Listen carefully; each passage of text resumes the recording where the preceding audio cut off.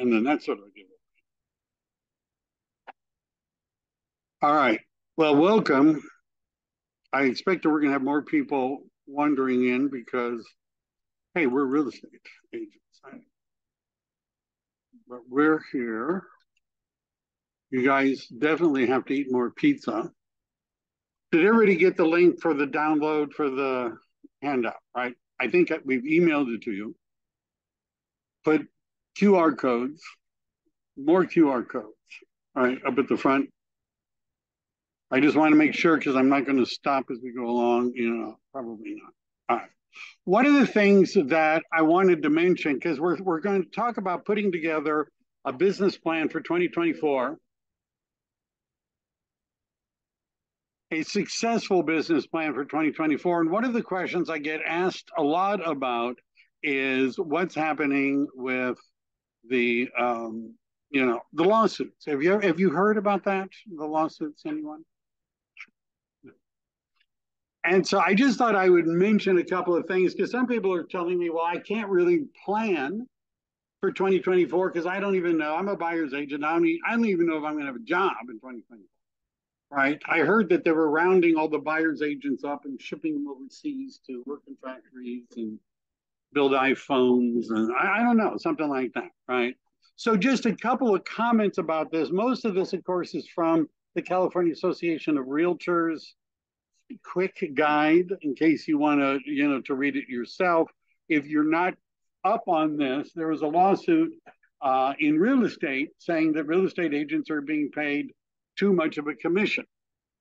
How many of you feel like you're making too much money? Anybody that you're overpaid for the time? No, I don't know. Yeah. So when are they going to sue lawyers saying that they're being paid too much, right? I think that should be coming. Now, there's some things about it, though, I just want to make sure we understand. Number one is that it's being appealed, right? It's not over. Number two is that what California does is very different from what they were doing in those states. Right. What they were doing in those states is the argument by the sellers is that the listing agent never told us that they were sharing a commission with a buyer's agent. They never told us. And how much, they never told us. And if they had, we would have said, no, we don't want them to get any money because they're the enemy. They're not helping us. Right. That's our, I mean, that was, I'm sort of boiling it down. So in California, as you know, the residential listing agreement actually has a place where you can say, I'm putting this in, it says all over the place, doesn't it? We're putting it in the MLS, we're putting it in the MLS, right? And it actually explains how much commission you're going to be giving to the agent. By the way, you better fill that part out. Right? I'm just saying, when you list a house, you better fill that part out, right? Because that was the nub of the gist, whatever that means, as to what their argument was. So it doesn't necessarily affect California. They might sue in California, but then they have a problem in the thing that was their best argument doesn't really work so well in California. All right. I mean, I'm going to go through all of this. I put this also into that folder so that you could read a little bit about it. I've sort of summarized it. But what would be the worst case scenario, right? And what the lawyers actually would like is that it not say in the MLS that we're paying a commission to a buyer's agent, right? That we don't do that anymore, right? Is that? So, but that's a long way off.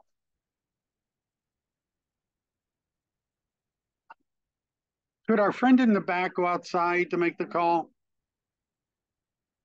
Could our friend in the back go outside to make the call? Thank you. All right. Well, anyway. Are there any questions about that to begin with? Any burning questions? You've heard about it. You've heard too much about it. All right. Let's talk about what we're here for. Business plan. Okay, cool. So for those of, yes.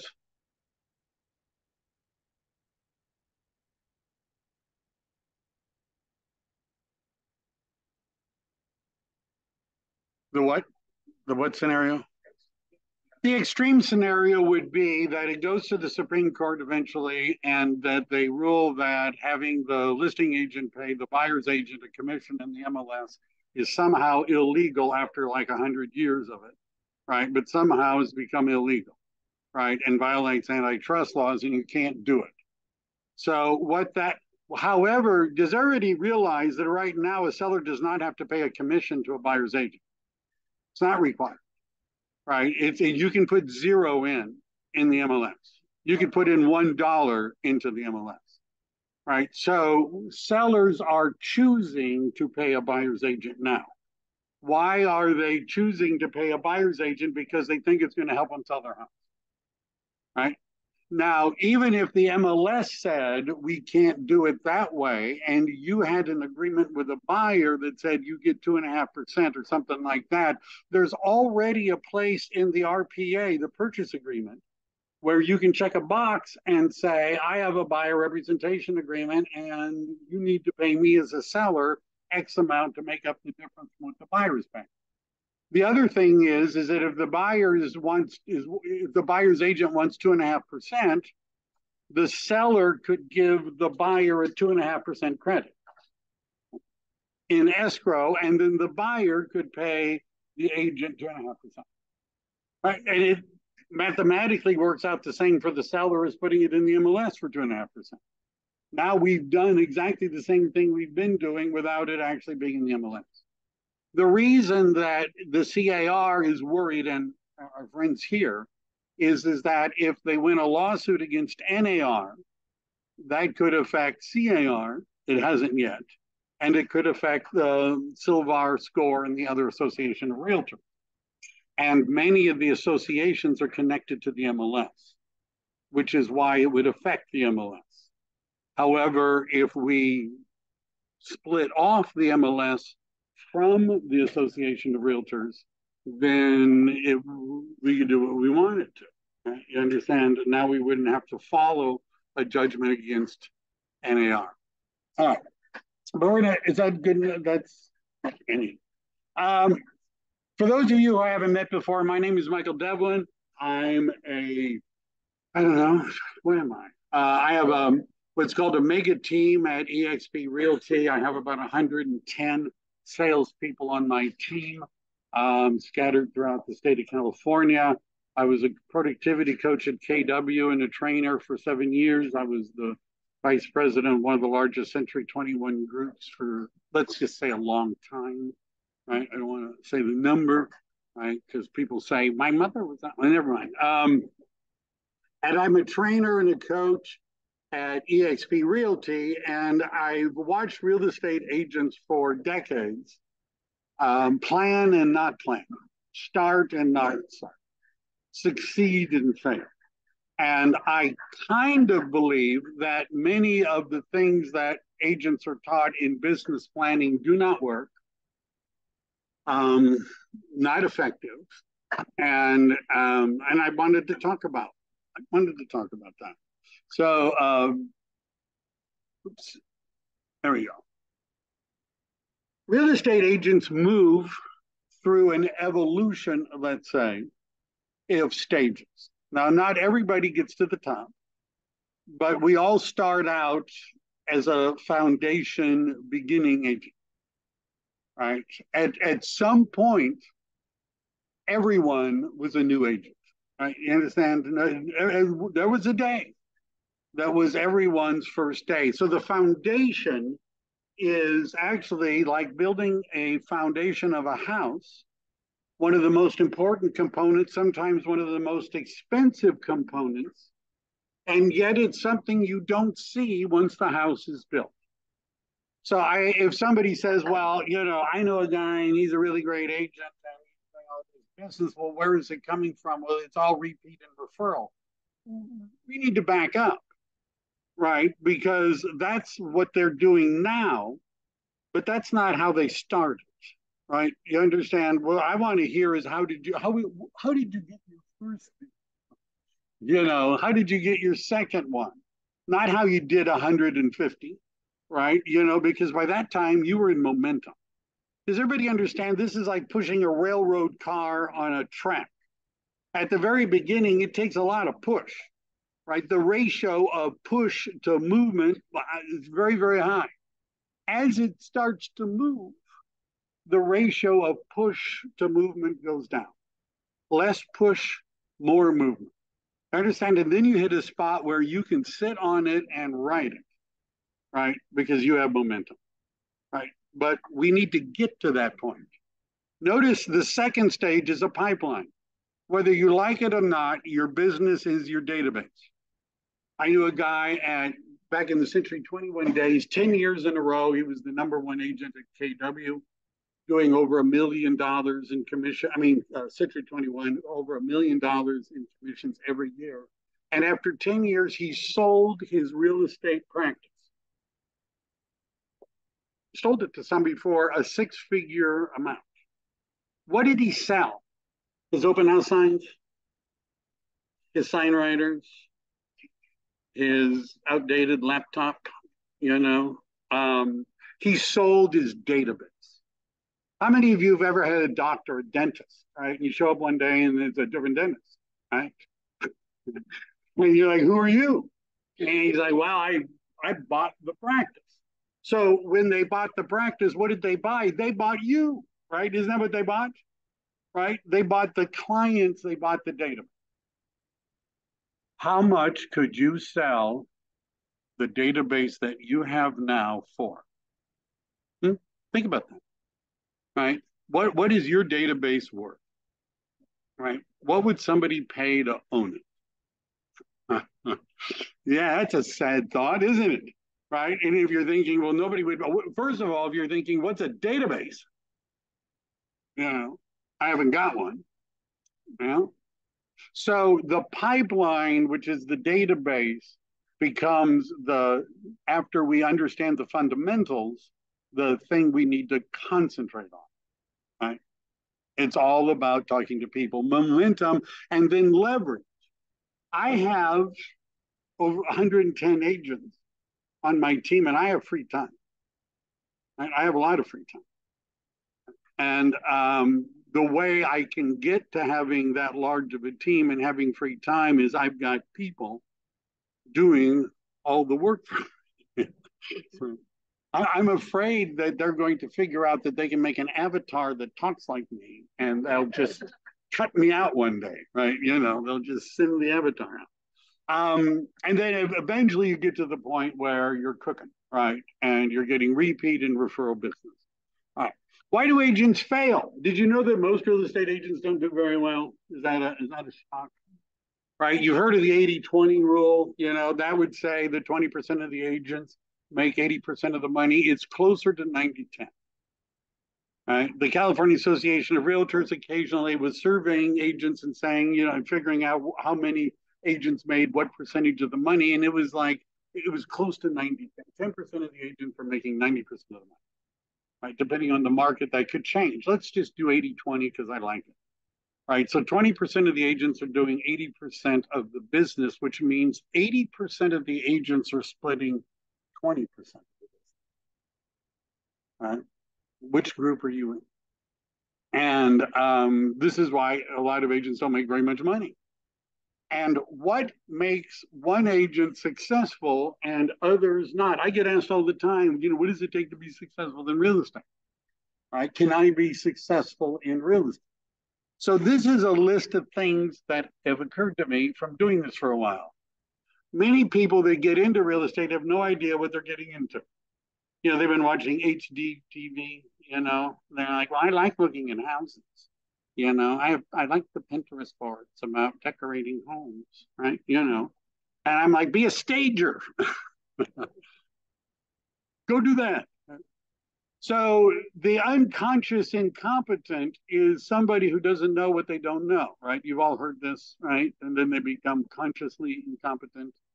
That initial stage in real estate of not knowing what you don't know and not knowing is something that many people can't get through, right? Because you may be used to doing things really well and being the one that everybody asks questions of, and now you're asking questions about everything, and some people just don't like that. Many people think it's easy, right? Isn't that right?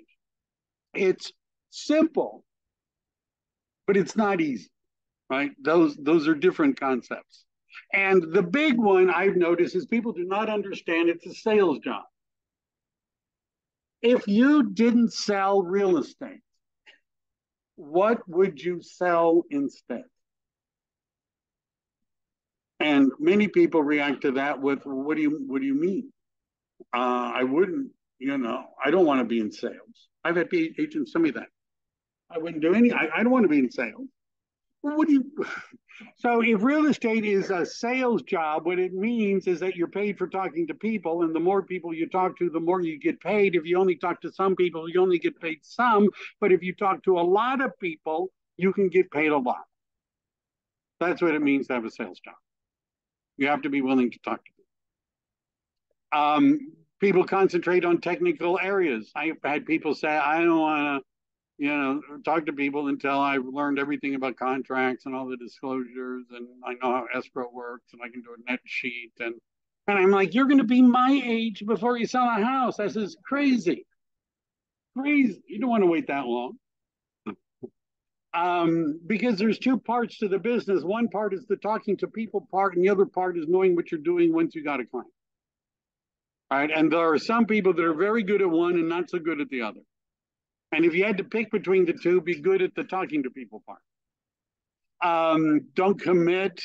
You're going to have to do this for a long enough period of time to produce results. Real estate is too easy to get into, which makes it too easy to get out of, and it's too optional while you're in. Well, do you punch a time clock? How many times have I called you and said, hey, where are you? Right? What are you doing? Right? So if you don't want to do anything, you don't have to do anything. Isn't that why you're in real estate, independent contractor? Right? So it's like, have you ever heard real estate is like having your own business? So you're the CEO of your business. If you were the board of directors, would you fire your CEO? I'm just throwing that out as it's a question, not a statement, right? It's just a question. But I went through the different stages. All right, are you going to be doing this full time, big time, hobby? If you want to be a hobby agent, that's okay. Right, that's okay. But do you have written goals? Most agents do not. Most people don't have written goals. The people that do generally succeed, and the people that don't generally do not. So let's talk about goals, and we're going to talk about numbers for a little bit. There's a couple of ways of calculating this. For many agents, I've found that it's difficult to start with monetary goals. And the reason is because they're a lag indicator and not a lead indicator. So if I said, well, my goal is to make $300,000 next year, why not? That's a lag indicator, right? I don't have as much control over that number. Can I control how many people I'm going to talk to in 2024? See, that's a lead indicator because it's conversations that lead to appointments and appointments that lead to contracts and clients, which lead to commissions. Right. So we might, when we get into planning, you're going to see I'm going to sort of segue into we want to plan the things that we can control. But it wouldn't hurt to look at the numbers anyhow. As you become better in the business, more experienced in your business, you can start to tweak your numbers because you know you're going to get so many transactions from that, and you want to improve the numbers a little bit. So one way to do it is by taking what your, I don't, not now. Okay, yeah, all right. She wants my order now. All right, that's fine. I'm going to close that. I know. Okay. So let me just, I did a math example. Then we're going to do something that may be a little more in depth. But if you had a monetary goal, let's say $300,000. In our market, gross commission, how many transactions would you have to do in order to gross $300,000? with an average price point, let's say, of $1 million and a 2.5% commission, 25,000. If you did 12 transactions, that would be 300,000 in gross commission income, one a month. See, for some of you, for a business plan, rather than spending a whole lot of time fine penciling the numbers, how about just say, I want to do one a month? How about that? Right? And then now we can just have pizza and go home. There's more to it. But let's say we're going to drill into it a little bit. So what is your average sales price? Let's say it's $1 million, 17,500. You can figure out the split, but I'm just averaging. I'm going to be a little more accurate in a moment. That would require 18 closed transactions. If you have so many, and then from closed transactions, we're breaking it down into pending transactions because they don't always close. This is assuming a 90% close rate, which means that we would have to have 40 agreements. Let me do it this way. How many people do you have to talk to in order to get an appointment? You may or may not know that number, but that would be something to focus on. How many conversations do you have to have with people in order to get an appointment? Let's say the answer is 50. So then the next question is, how many appointments do you need to have before you get a client? Let's say you need 4. So if you were to talk to 10 people a day, 5 days a week, that would be 50 a week, which could produce an appointment a week, which would give you 4 appointments a month. If you close 25% of those, which means that 1 out of 4 of your appointments work with you and actually buy or sell real estate, now you're doing 1 transaction a month. Does everybody see that, how we do that? And the form that, for those of you that are engineers, let me just, one of the, all right, back. So included in your holiday gift basket, that was the QR code, is a spreadsheet that looks like this, right? Which you can download. It's a, you can see people are already looking at it. If you want your own copy, you go to File, Make a Copy. Don't ask me if you can edit my original, right? Because no, but you can make a copy and just play with it. So I'm stuck on 300,000.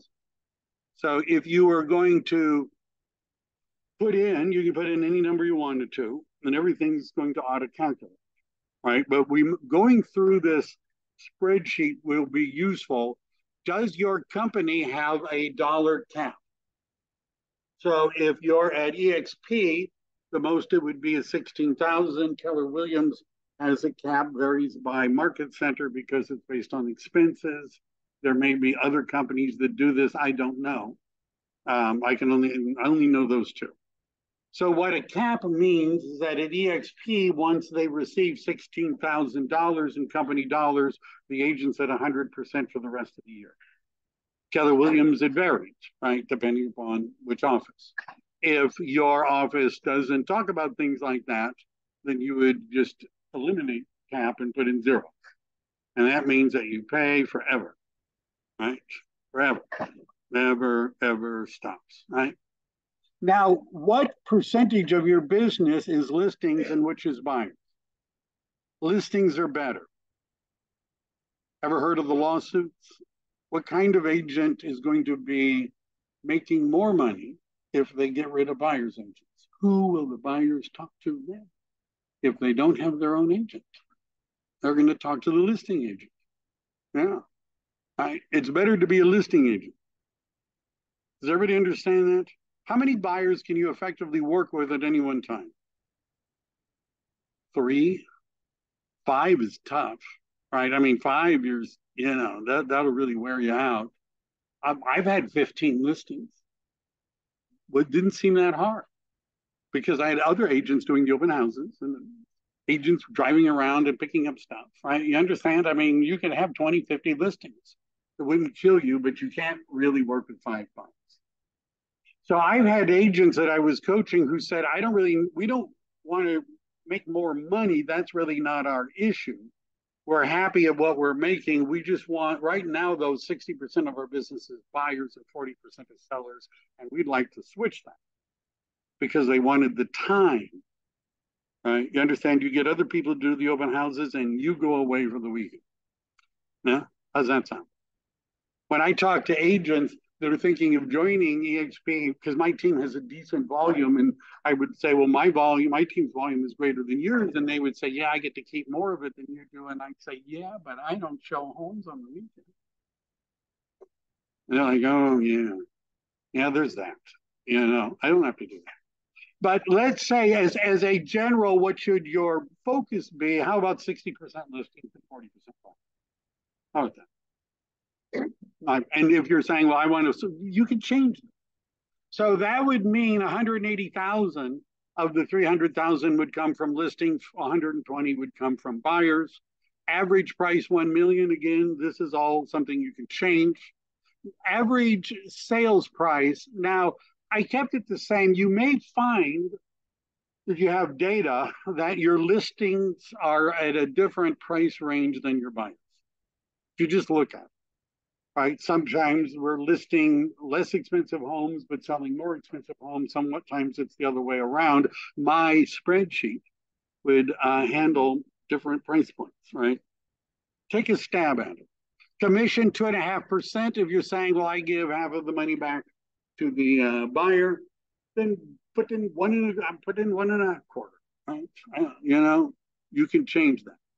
So how many units would you need? You would need 7 listings and 5 buyers in order to reach 300,000. This is still gross. What percent actually close? You should assume that they don't all close. Right? You should just assume that. They don't always close. You might say, well, they've always closed for me. Well, your turn is coming. Because they don't always close. How many listings taken in buyer contracts would you need? Well, we need to do a little bit more because, and notice I had a different ratio for buyers than sellers. Because in our market, if you priced it right, the 98% are going to close if it's a listing, right? I mean, it's not that hard to sell a listing, is it? But buyers, more issues. Right? You may need more of them to get the same result. Does everybody see what we're doing? So now we're getting down to how many listings and how many buyers. How many, if you go on a listing appointment or you go on a buyer appointment, what percentage of them work with you? Now, if 50%, by the way, I know agents where the answer is 80 to 90%, virtually everyone. Right? And others where not so much. But that would indicate where you would need to focus in your plan to become better. Right? So that your percentage goes up. You understand if you can go from 1 out of 4 listing with you to 50% listing with you, you've doubled your listing volume without having to double your lead generation. See, this is the thing people say, well, I'm calling for sale by owners and expires and I'm going to get appointments. That's nice. You have a listing presentation. Well, I'm going to wait till I get an appointment. Maybe you ought to do that first because you don't want to be getting 1 out of 10. So how many appointments do you need? One of the metrics that you ought to be checking is how many appointments do you have every week? And if the answer is how many appointments did you have last week? Right? If the answer is none, then you weren't working that way. Right? How many appointments? And then how many do we need each month and what the closed volume would look like. So we're looking at 12 units, right? I think it's still showing.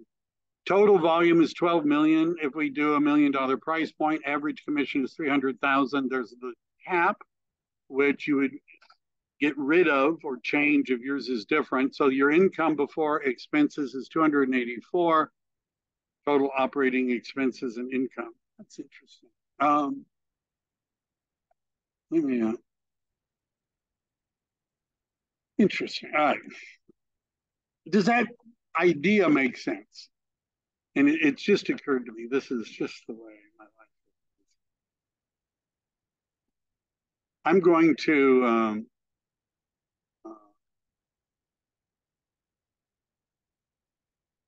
it occurred to me that I updated this a little bit, and I'll send you what the updated one looks like.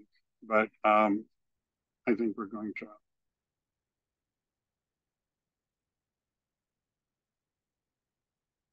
I'm going to put this into the folder, right? But you can see I've made, because I have no social life and a lot of time on my hands, I made a, is that the right one? Wow, it's still loading. All right. I've just added a few other categories, which it's not going to load right now. So I'm going to go on. You know. So at some point, and you notice in the spreadsheet, there's also expenses, right? The Board of Realtors, the MLS, the lockbox key, about $2,800 a year. Are you spending any money on marketing, farming, right? Pay-per-click ads, right? That all would need to be added in to estimate what your net. But right now, we're going to assume that we've got a goal, and the goal is going to be we want to do one transaction a month. Is that okay? Okay. Not the computer I normally use. All right. Oh, great. Business plan. So let's look at some numbers. Do you have a database? Do you have some place where you've kept all of the people that you're talking to, working with? How many people are in it now? Does any? I mean, you don't have to shout out your number unless you feel like it's a big number and everyone will be impressed. But you can do that then. But do we want to start with where is it now? Where are we now? Right. So let's say you have 100 people in your database, and you want to get. Studies have shown that if you have a database and you do certain things with the database over time, you're going to get a certain amount of results. And those results can go from anywhere to 3 or 4% return on the database up to 10 to 12% return on the database. So if you don't do anything, it's not going to be a high percent return. If you contact them twice a month in terms of an email or other kind of something in the real mail, if you do that, that tends to raise the percentage of business you're going to get from your database to about 4 to 5%. Now, that doesn't mean that 4 or 5% of the people in your database are buying or selling real estate. It means that they're either doing that or referring somebody to you. You have to have the right message. If you add to that, that you're going to call them once a quarter, in addition to sending them 2 things a month, that increases the return on your database to about 7 to 8%. If you do a meet in person at least once or twice a year, a client appreciation party, we're all meeting at a place for hors d'oeuvres, something where you're meeting them in person, that raises the return on your database to 10 to 12%. Right? If you do it and stick to it long enough, it will start producing those results. So given those numbers, where would you like to be? Right? How many people would you like to have in your database? Having 100 good people in your database is enough to make money. Having 600 in your database is when you start to really make money. So uh, uh, Zoom is always in the wrong space. And so where would you like to go? So the gap analysis is when you determine how many people you want that your goal is, let's say your goal is 200 and you have 100, then you're going to need to add 100. And if you divide that by 12, it gives you how many you need to add every month. We're not really talking about big numbers. Let's say you added 2 people a day to your database, 2 a day, 5 days a week. That's 10 a week times 4 weeks is 40 a month times 12 months is 480 people a year. Right? 480 from 2. a day. How about what would 5 be on? 10, right? So the reality is most of us don't add enough people to our database because we're not talking to enough people in the first place. The 4 laws, you need to have one, you need to build it, you need to feed it every day. Your goal should be, you should have a goal. How many people are you going to add to your database every week, every day? You need to communicate with it systematically. That means at least 2 things a month. Call them every quarter. Most people have birthdays. Most do. You would say happy birthday, either on Facebook, that's the bottom rung, text them, that's a little bit better. Putting a card in the mail, that's even better. Going and knocking on the door and giving them a present, right? Depending upon where they are in your database. I had an agent that was an experienced agent from another company that was saying, well, give me one idea, right? You're a coach, give me one idea of something that I could do that I'm not doing that would increase my real estate business dramatically. And I said, go through your database and find the top 50 people and go to lunch with one of them each week. Take one of them. Don't buy leads. Buy lunch. Buy coffee. Right? How many? You should have a goal of like 2 coffee dates a day. This might sound insane, but some of you aren't drinking enough coffee. I know. People are like, oh my God, I don't think I can drink it, right? Did you know that recently the National Association of Realtors has released their 2023 profile of buyers and sellers? I'm sure you guys are up on all this kind of stuff, and you have your copy and have read it. I understand. But for those of you that have missed it, every year the NAR does a survey of buyers and sellers. And the reason that I like to focus on this is this is one of the few real areas of where we have research being done in our industry. Right? As to what is motivating people to pick agents to not, yeah. So one thing they asked was, did you buy from the listing agent or did you have your own agent? Did you use an agent? 89% of the buyers said they used an agent. They may have worked from a builder, 5% agent directly from the previous owner, 6%. Knew the previous owner, did not. Most people are using agents. Did they sign a buyer representation agreement? Was this discussed that I'm going to be your agent? That kind of discussion. Notice not all agents discuss it. By the way, if you can't, at the bare minimum, when you're talking to a buyer, you should say, can I be your agent? I mean, at least that, right? I'm your agent, aren't I? Right? And get them to nod, right? At least you could do that, right? But notice most agents aren't doing that. You have a written agreement. 41%. By the way, California does a lot worse than national average on this. And Santa Clara County, my experience is much, much, much worse. Right? How many of you use a buyer representation agreement on most of your buyer transactions? You got Khalid.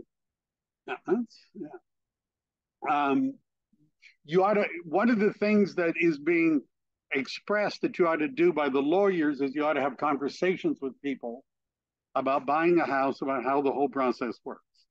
And you might mention commissions and things like that at some point. I'm going to be doing another clinic, depending on how this one goes, for buyer representation, where we're going to actually go through, role play and scripts and things like that, and handle some of the common objections. Does that sound like fun?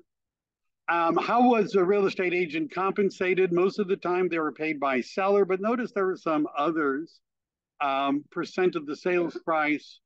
Most of the time it's the seller. How about this? What do buyers want from a real estate agent? Right? Now we're getting closer to the big money questions.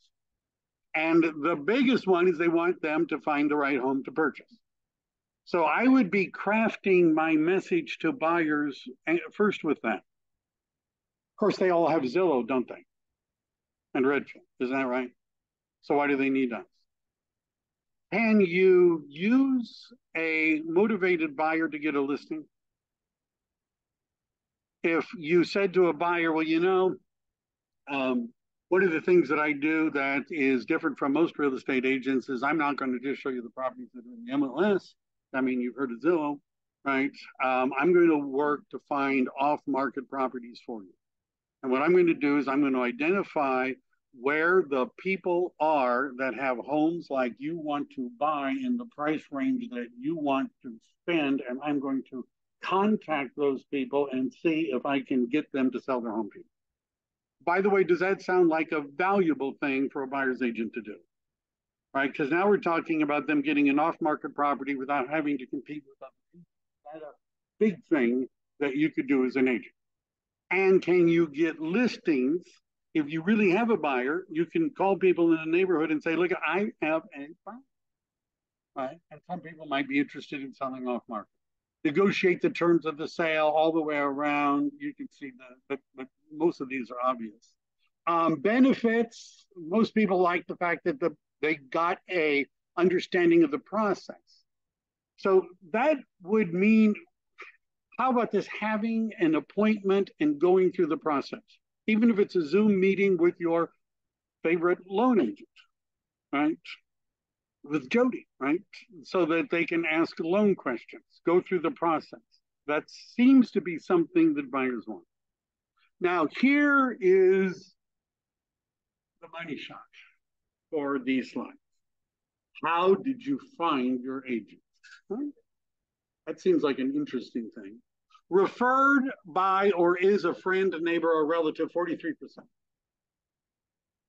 Use the agent before, 13%. So over 50, almost 60%, 56% referral and repeat business. This is why you have to stay in the business for a while, right? This is why you have to stay in the business for a while. Inquired about a specific property online, 7%. We don't know. That could have been Zillow, a website. I don't know. That's 7%. Referred by another agent, 5%. Open house, 5%. Visit of another, 5%. Personal contact by agent, 3%. Internet connection is not that. 3%. I have a video on my YouTube channel called Cold Calling is for Amateurs. Cold calling is for amateurs. How about social media? Isn't that how real estate agents get clients? Isn't that it? Isn't that what they all say? You got to post like 5 times a day, right? Post everything. Sign up for some program that posts miscellaneous real estate facts and figures and stuff and remodeling tips all the time. Isn't that great? Isn't that what you're supposed to do? Social media, crowdsourcing through social media, 1%. 1%. I mean, I don't know anybody that's getting business from social media. I don't. I know people that follow up with people they already know. Do you understand the difference? How many people have reached out to you on social media that you never knew before and didn't have any connection to, but they just saw your miscellaneous real estate posts about remodeling tips for the bathroom, right? How many? I don't know of any either. How many agents did they talk to? The vast majority, 71%, only talk to one agent. If you're the first one that talked to them, 70% of the time it's over, right? Unless you screw up, right? Unless you kick a dog in front of them or something like that, right? Chances are good, right? Just don't mess up. Some talk to 2, but generally the first one they meet and like, why not? Does everybody realize that one of the advantages, most people think we're all alike? I don't know if you notice that, right? But many people think all real estate agents pretty much are the same. I mean, yeah, you've been in the middle, right? But how hard is it? I mean, they don't. So you have a connection with somebody. You like dogs. and they like dogs and they want to buy a house, that's sometimes all you need to get a car, right? That's it, right? It could be the slimmest sometimes a reason. What are the most important factors? Agent is trustworthy and honest, and the reputation of the agent. How about which office they work with? Oh, 1%. 1% said the office. How are we going to move on? Would the agent, would they use the agent again? 75% say yes, yet only 30% never recommend the agent again. Most of them say, I'm happy with my agent, I'd recommend my agent, and I would use my agent again. And most of them don't recommend the agent, and they don't use the agent. Why do you think that is? Because the agent never followed up with it. After escrow closed, that was it. How many of you have clients that you can think about now that you haven't talked to in a long time that you sold them a house? Maybe the holidays would be a good time to reach out to them, right? Say, hey, I was going through my database, saw your name, I remembered, I thought I'd spent a long time, I'm really sorry, I've been reaching out to you, I thought I'd call, how is it going, how's the kids, so they graduate. Anyhow, how about sellers? I'm not going to spit. How did the seller find their agent? Referred by or is a friend, neighbor, or relative, 39%. Use the agent before 26%. Almost 70% of all listings are going to repeat and referral business. 70%. Repeat and referral business. How about personal contact by agent, telephone, email, etc., 4%. Cold calling. You see why I say cold calling is for amateurs? Where should we be focusing, on the 4% or the 40%? Right? I would go for the 40%. Right? Referral business. Oh, but what about social media? 1%. Again, social media, if you don't already know the person, is very unlikely to actually produce any business. Just, I know people don't like to hear that. How many agents did the seller talk to? 81% talked to one agent. One agent. Again, being first, being early, right? And one of the plans that you ought to be making is fishing upstream. Have you ever heard that idea? Fishing upstream? No, upstream. So fishing upstream means, well, how about this? According to remodeling surveys, 25% of all people having their homes painted, when asked by the remodeling survey, why are you having your home painted? 25% said because they're planning on selling. 25% of people that have their house painted are planning on selling it. How many house painters are in your database?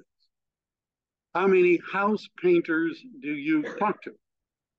If I were going to sell my house, would I might talk to a landscaper, a plumber, a window washer, kitchen remodeler, flooring contractor, somebody that removes the garbage?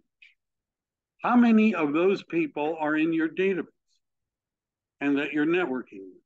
Do you understand fishing upstream, right? Because they know before we know that this is happening. I have a video, by the way, on how to do that elsewhere. What do sellers want? Let me just go.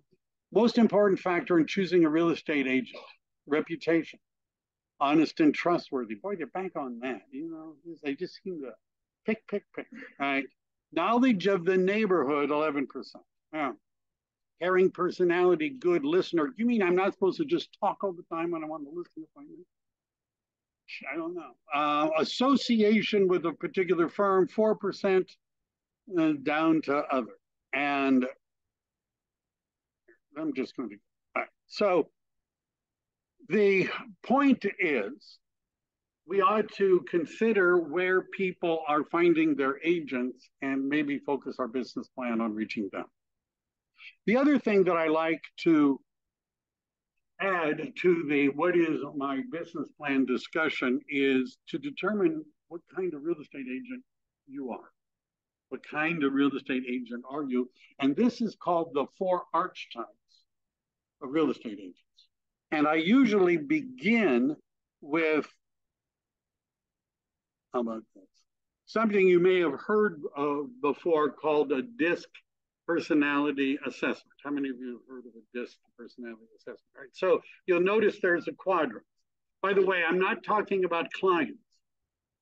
Right? This isn't about clients now. This is a discussion about lead generation and you, right? Just in case you might pay more attention if I say that. Right? So the D is somebody that's a driver, the line, the horizontal line, the people above the line, the agents above the line prefer to go get the business themselves. And the people below the line, the agents below the line, want the business to come to them. On the left side, the D and the C are not so relationship oriented. They don't need face to face. They don't need face to face. The ones on the right crave face to face. So the high D, the driver personality, are your cold callers. There's a commercial agent that I work with who, she was showing me her numbers last week, made 800 phone calls. Right? Not kidding. I mean, her office is right next to mine. She's not kidding, right? She's a commercial agent. It's different in the commercial world. Has the headset dialer. Yeah, I'm just saying, and that's the most efficient way to talk to the greatest number of people. I have other people on my team that would rather door knock than do that, right? They can't take the rejection that you get from cold calling, and door knocking, at least when they open the door, they're face to face. And that's when they're at their best, face to face. Those are the networkers, right? These are people that if you say go to a networking event and the goal is to meet people and talk to people and ask them questions about themselves, this isn't even work, right? This isn't hard for them to do. They're natural when it comes to. So the below the line, we have the S and the C. The S style is somebody that wants it face to face, but they want the business to come to them. Open houses. Yeah? You know, they open houses all day long, not door knocking. Ask the person at the open house to go knock on the door across the street, and you see them panic.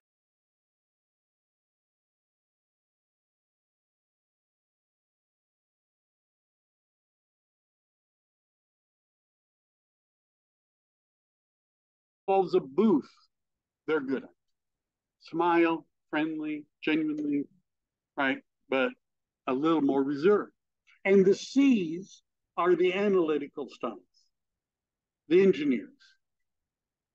They're not the only ones that are analytical, right? Do you know how you can tell if an engineer is introverted or extroverted? I don't know if you've ever heard that. Right. Well, if you're talking to them and they just look at their shoes, they're an introvert. If they look at your shoes, they're an extrovert. Isn't that something like that? So internet lead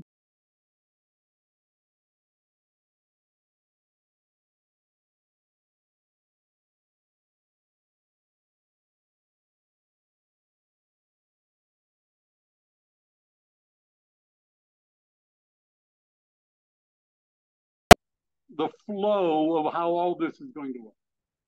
And they have to learn technology, right? But the C's would rather at 3 a.m. be posting something on their laptop than go door knocking or to a network. They'd rather do that. See, what I'm going with this is rather than just saying there's only one way to make money in the real estate business, cold calling, for sale by owners, expired listings, and door knocking, circle prospecting, right? Have you ever heard? I mean, is that it? Right? That's it. Rather than saying there is one way, there are many ways, and maybe you ought to develop a plan that fits your personality. Because either if you hate it, I mean, these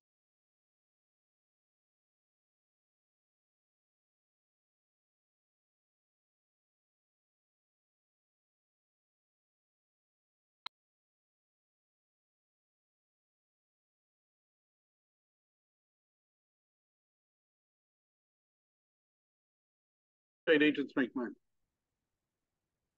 And no, there's the prospector, right? Cold calling, door knocking. The networker, remember 40%, right? 40%.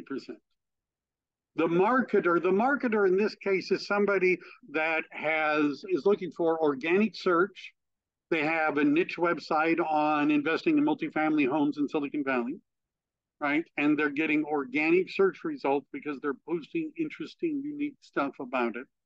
They have calls to action where people can download free reports and things like that and set up appointments to talk about it, right? The business is coming to them. Geographic farming often falls into that. And then you have the converter, which is the internet lead generator. These are the four ways in which real estate agents make money. And my suggestion is you pick the one that you're naturally inclined to.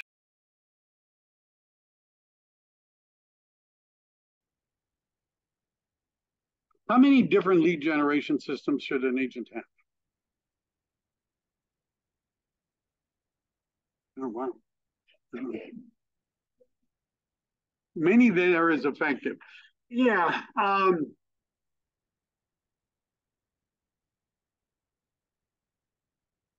The highest return, I'll go with that.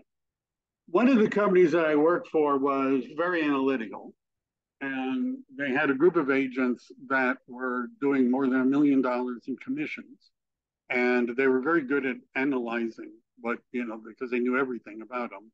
And what they found was that the average agent in that group had 12 different lead generation systems running at any one time on average. And they found that 80% of their business came from three. 12 different things they were doing. I mean, billboards. I mean, if you're making money, you're like, sure, I'll buy a billboard. Park bench, bus stop bench. Sure, I'll get two of them, right? So the grocery store calls you. Yeah, that sounds good. That's always a great idea, right? Putting your on the, just think of the logic of it, because the homeless people push them around, right? So you get extra visibility. We sell homes and they're homeless. Just think. Well, anyhow, these are the three good ones is usually enough. That's what all that was about. All right. Now, the other thing that you have to look at is some things are quick and some things are slow. So what your long-term plan might involve is maybe different from your short-term plan, because things are either free or they cost money, and they're either quick or they're slow. And the free door knocking, open houses, for sale by owners, expired, foreclosures, relocation, etc., those are free things you can do, right? Relatively speaking. And it's theoretically possible that if you called in a for sale by owners, one of them is going to say, I want to sell my house, come on over. Right? It's possible. Right? And you could just go over and do it. You also could pay. Slow, repeat and referral is slow. Right? Slower. Takes a longer time to build the network. It produces results for a longer time. You understand, when you stop door knocking and you stop cold calling, you stop. Right? But good networking could go on. And so what kind of mix do you want, right? You understand, because you might say, well, these others really sound great, but I can't wait for to create a YouTube channel and get business from it. I need something now. So the networker is somebody who's obviously social, personable, good at maintaining relationships. You don't need a fancy CRM if you're a networker. Right? Like at EXP, and most brokerages have customer relationship management systems that agents can use, and most agents don't use them, by the way. If you're not using the one your company provides, don't feel bad. Most don't. Most don't. This is okay. But I have a video on my YouTube channel about how you can tweak Google and make it a CRM. Right? Because if all you're doing is going to networking events, capturing information, and sending them 2 emails a month, right? You understand, Google can send people 2 emails a month. Right? You don't need a fancy CRM. You don't need a touch system. You don't need, you could get away with you need a touch system where you just send something out and you can get away with a basic little website. And social media, yeah, maybe not. You don't need an awesome website. You don't need a lead generation site. You don't need internet lead programs. You don't need complex technology. Right? And I know agents that quit the business because they can't figure out how to use the software. Right? You don't need to know how to use the software if you're a good networker. The prospector is the cold caller. They need data systems. You need to buy lists of for sale by owners, expireds, all that. Espresso, Vulcan, RedX. There's more. You do need a CRM and a follow-up system. It doesn't have to be that fancy. You do need usually a direct mail system if you're doing that kind of farming. A conversion-oriented website if people go to it, and you need a phone dial, right? Which there's a lot of them. Mojo is one of the big ones. Vulcan has their own. Expresso has. I mean, there's a lot of them. You have to invest in them. You don't need a super fancy website if you're cold calling people. You're calling people to set appointments. You don't need a fancy website. You might expect that they're going to look to see if you have one, but you don't need a super fancy one. You don't need a lot of social media. You don't need online strategies because you're just cold calling. The converter is the analytical internet lead generator, and they need a budget. One of the things you have to realize if you're going to do internet lead generation is what does it cost to get a viable lead in your market? You can find that out from Google in pay-per-click. What does it cost to get a lead? $20? In Silicon Valley, to get good leads for selling a house, $200, right, from the sites that would sell them, right, $60. So even if it's $20 a lead, you should expect about a 1% conversion rate on internet leads. 1%. So in order to close a transaction, you're going to need at least 100 internet leads, which cost you $20 each, and takes months sometimes to start producing results. See where we're going? And if you have a good follow-up system, year after year, the same people, it might go from 1 to 2, but 3% is about the max you're ever going to get on internet leads. And you have to buy them. That's the downside. Well, you don't need a large network. These are generally, I've had guys say to me, I'm terrible at networking events. I don't know what to say. I just stand up against the wall and look at my shoes. You don't need to, right? If you're doing this. And the marketer is somebody who generates stuff that would get people interested such that they would contact you. They're the ones with niche websites, first-time home buyer sites, right? Buying a condo, multifamily investing, right? Neighborhood sites, community sites, right? Niche sites.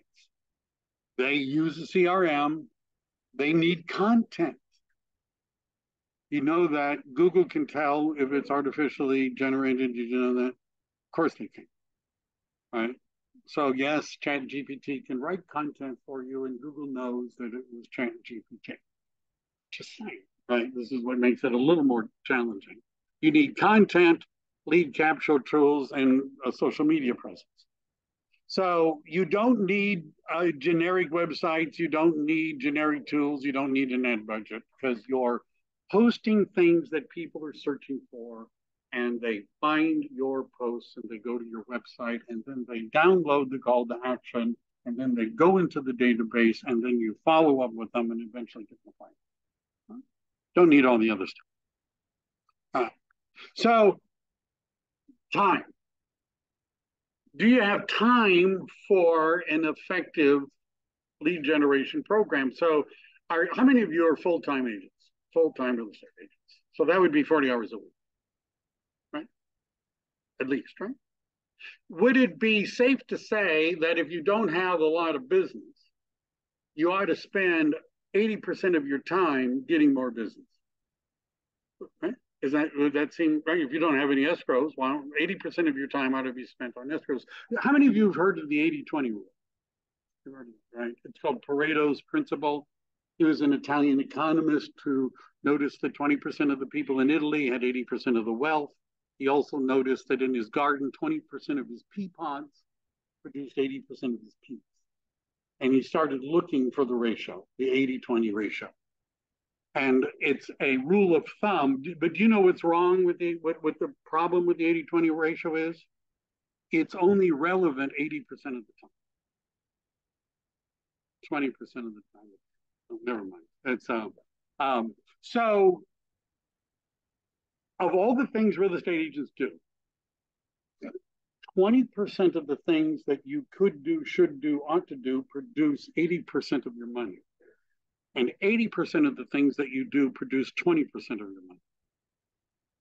That's the difference between being busy and being productive. It's somewhat counterintuitive. If I do 8 things and you do 2 things, who's ahead? And the answer is it depends on which 8 I did and which 2 you did. Right? Does everybody see where we're going? So out of all the things real estate agents should be doing, 80% of, if you don't have escrows, you don't have clients right now, 80% of your time ought to be spent getting them. And if you're working a 40-hour work week, that would be 32 hours a week. And if you're working 5 days a week, that would be 6.4 hours a day. Right? I know for some of you, you're going to have to cut back. Right, to get into, all right, I know that you're thinking, you know, I said I was full-time, but I'm a real estate agent, right? I'm a real estate agent. I'm a full-time real estate agent. It just means I don't have another job. But, you know, I got into this so I would have free time. I could sort of, all right, how about this? 20 hours a week. How about that? 20 hours a week. Can you do that? Well, if you could devote 20 hours a week to real estate and 80% of that was spent on getting clients, that would be 16 hours a week. You divide that by 5 days a week, that's let's say 3 hours a day. See, I know why people don't make money in real estate. I've had people say, I don't know why I'm not succeeding. I know. You're not talking to anyone, right? You're not talking to anybody. I would take, if you're on my team, I'd take an hour a day. I'm willing to negotiate, right? Do you understand? If you spent 3 hours a day, how many people could you talk to? Could you talk to 20 in 3 hours? 20? If you talk to 20 people a day and you did that 5 days a week and you did that 4 weeks of the month, you'd be making, pretty soon you wouldn't be able to do it because you would have appointments. Right? Is that right? Just suggesting, right? So when somebody says to me, well, I'm a part-time agent, my question is in coaching is how many hours a week do you have to devote to real estate?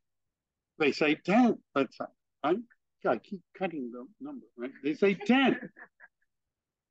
Great. Well, 8 hours ought to be spent getting clients. And if you have somebody that says, I want to buy a house and you don't know what to do, that's easier for us to help you, right? Do you understand? We can help you with that. That's easy. Right? It's, you know, spend 8 hours. The dynamic. So let's say your goal was to talk to 10 people a day. Why not? And you did that 5 days a week or 50 a week. Right? And you did that 50 weeks a year. So that would be 2,500 people you would have talked to, right? By the end of the year. It's 10 a day, 5 days a week. And notice I've actually given you 2 weeks off. Notice that there's no vacation time built in. Not enough, I know. So if people buy or sell every 15 years, your market may vary. That would be 166 real estate transactions from that group. And let's say you're not very good at this, and most people don't like you, and 90% won't work with you, and you get 10% of them to work with you. That's 16 transactions. Right? Could you live on that? I know you'd have to cut back a little, right? Is that right? But you might be able to live on that. That, of course, does not include the exposure to their sphere of influence, because if you're communicating with people enough, somebody might say, hey, do you know a good real estate agent? And they might say, yes, I need to. I think that's already did that one. And we're going to do one more thing, and then we're going to have our sponsors talk. Is that okay? Just want to make sure. The 90-day rule is something to keep in mind, and then we're going to get into specific numbers and a plan for you. But the 90-day rule is a rule that tells us that things we do today are more likely to have an effect in 90 days than they are now. Right? If I'm doing it, don't give up too soon. Right? I have people say, well, I tried farming, it doesn't work. Well, what did you do? Well, I sent out 2 postcards. No one called. No one called. Can you imagine that? Twice I sent out postcards and no one called. You might should realize it may take 18 months for a geographic farm to produce. 18 months. Takes a long time to get results, but it produces results for a long time. All right, let's have our sponsors speak the pizza. Who wants to go first? If you don't, I will. So there's still pizza. And go ahead and introduce lots yourself. And lots of pizza. So when this is over, if there's a pizza left over and you've got hungry kids at home or you're hungry, feel free to take it. I'm not going to take it home with me. Okay, my name's Jody. I'm a lender. I know a lot of you already from years of calls that I've done with Mike. And I'm currently at Loan Depot right now, trying to figure it all out, just like you all are. And I just want to take a quick moment to give you just a little update in the market and answer any questions you have. Elephant in the room is interest rate, right? I'm sure you guys hear a lot of objections from people when you're talking real estate. I'm not supposed to stand in front of this. I'm sorry. And, you know, of course, I get it all the time, right? I get interest rate talk constantly. I feel like all day I spend talking about the market. And a lot of people say, well, our rate's going to go down. When are they going to go down? What's happening? So what I've decided after, 8 months of that question is that my response is now this. Let's assume this is the new normal. Okay. It's probably not, but let's assume it is. We did see interest rates come down about between 80 and 100 basis points in just the last 6 weeks, from about 7.8 to 7. So we are going in the right direction, but we don't control it, right? The guys in Washington control it. The Fed controls it, and all of that. So we have very little that we can do to get the interest rates down. So I say, assume this is the new normal. So you say you're going to wait, until rates go down. Well, what if they don't? Then you're lost out, right? Now prices are going to be higher because now you've got more people in the market. They're starting to understand this is where we are. Rates in the 6s and the low 7s. It's not crazy for us. I see a lot of us, we're probably, closer in the same age group, maybe a little more, maybe a couple, a little less, but we all saw interest rates in the 8s, 9s, 10s, and some of you in the teens, I would imagine, right? So for us, this is okay. It's not that horrible, but we have to also consider who's hitting the market, who's going to be the next generation to buy. They never saw rates 10, 12%. So for them, 6, 7% is astronomical. They're used to hearing 3, 4% or so. So what I would say, my suggestion is to say, if you're trying to wait, let's assume this is the new normal. If rates go down, maybe it's a couple of years. Do you need to buy a house now? What would it mean for you to buy a house? What would it mean for you to have a place that you can call home? Where you can raise your children and be a part of a community. So I think it's very important to talk about interest rates. But when you get that objection, instead of saying, well, yeah, I think they're going to go down, or they're not, just say, this is where we are now, and we don't know. Maybe we'll be here for a while. You can always refinance. Okay, you can always refinance, but that house is not going to be there. Somebody else is going to buy it. Someone else who's not so focused on interest rate. I also understand there's affordability issues. We have affordability issues in California, regardless of interest rate. When rates were 2%, 3%, did you buy then? No. So is it really rate? No, you're probably just a little bit scared of buying a house. You should be. It's a big deal. It's a big purchase, probably the biggest you'll ever make in your life. That's why I, as your agent, am here to walk, hold your hand, walk you through it. I'm going to partner you with a lender that's going to do the same, that's going to be there for you, that's going to help you ease your fears, ease your worries, help you budget. I'm going to really push a lot on a 30-year fix going forward. I know the arms are super popular, but they make me nervous right now. If you took an arm 7 years ago, and what are you doing now? You're refinancing into a much higher rate. So all those gains that you got, you might lose them or some of it. So I think 30-year fix is a great place to go with that, just to give people some, certainty, that they can budget and they don't have to feel the stress and pressure of, what's going to happen in 5 years or 7 years. Nobody knows. Okay, so that's the interest rate talk. Does anyone have any questions on that particular topic before I hit up the next topic? Yes.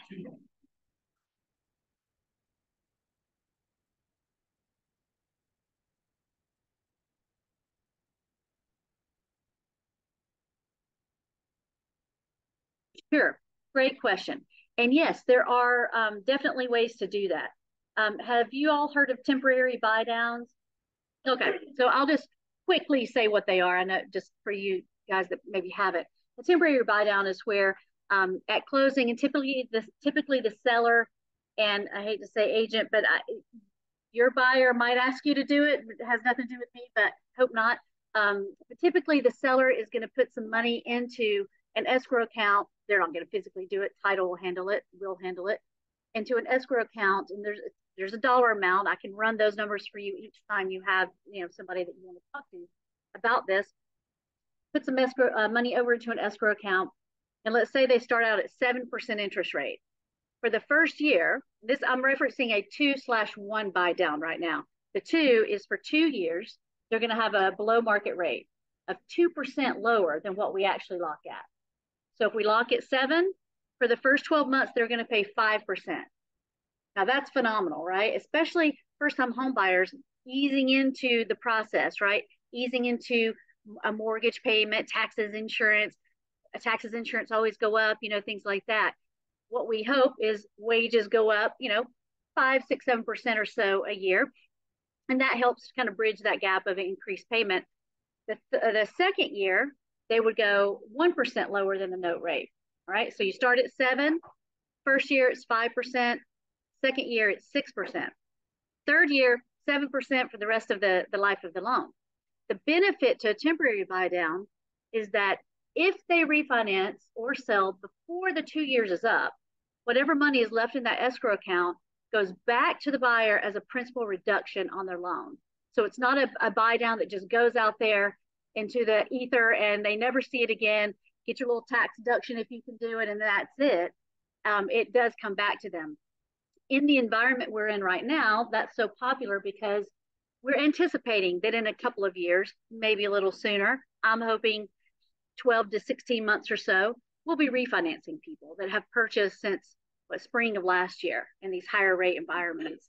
So it's possible that they would get some money back, but if not, they've enjoyed a couple of years of easing into making a mortgage payment. There's also permanent buy downs. Once that money is paid, it's done. You don't get it back if you refinance or sell, a couple of months later.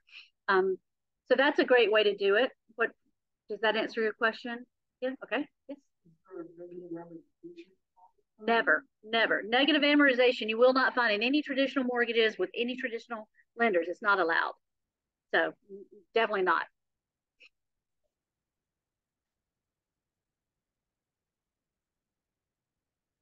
Well, well, who knows? I mean, we'd have to check with CalHFA, but we're all waiting to see if any more funds, are hit. But when they do hit, it's gone really quickly, So I don't even know with CalHFA how do you get in the door and get a hold of that money before it gets gone? Because it's not a lot of it, and it gets gone really quickly, especially here.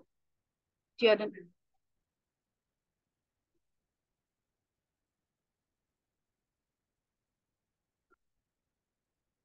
Yeah, Yeah, builders for sure offer that. They have their in-house lenders, and most in-house lenders will have temporary buy downs. It's hard for an outside lender to compete with builder business just because they offer such high incentives.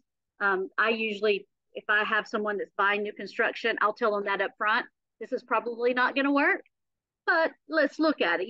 Let me see your loan estimate. I'll be the first to tell you, take that deal. I talk to my borrowers like I talk to my family, and like I talk to myself. Even when I bought a house, I didn't use any of my friends, and they all got mad at me. But I went with where I got the best pricing. I personally didn't care about service as much because I already know all this stuff, so you're not going to tell me anything I don't already know. But yeah, so builder is a little bit harder to work with, but it's possible. Anyone else questions on rate? Yes. Yes, good question. And yes, so you will see, because I've seen a couple of articles out there that talk about temporary buy downs and help your client qualify for more.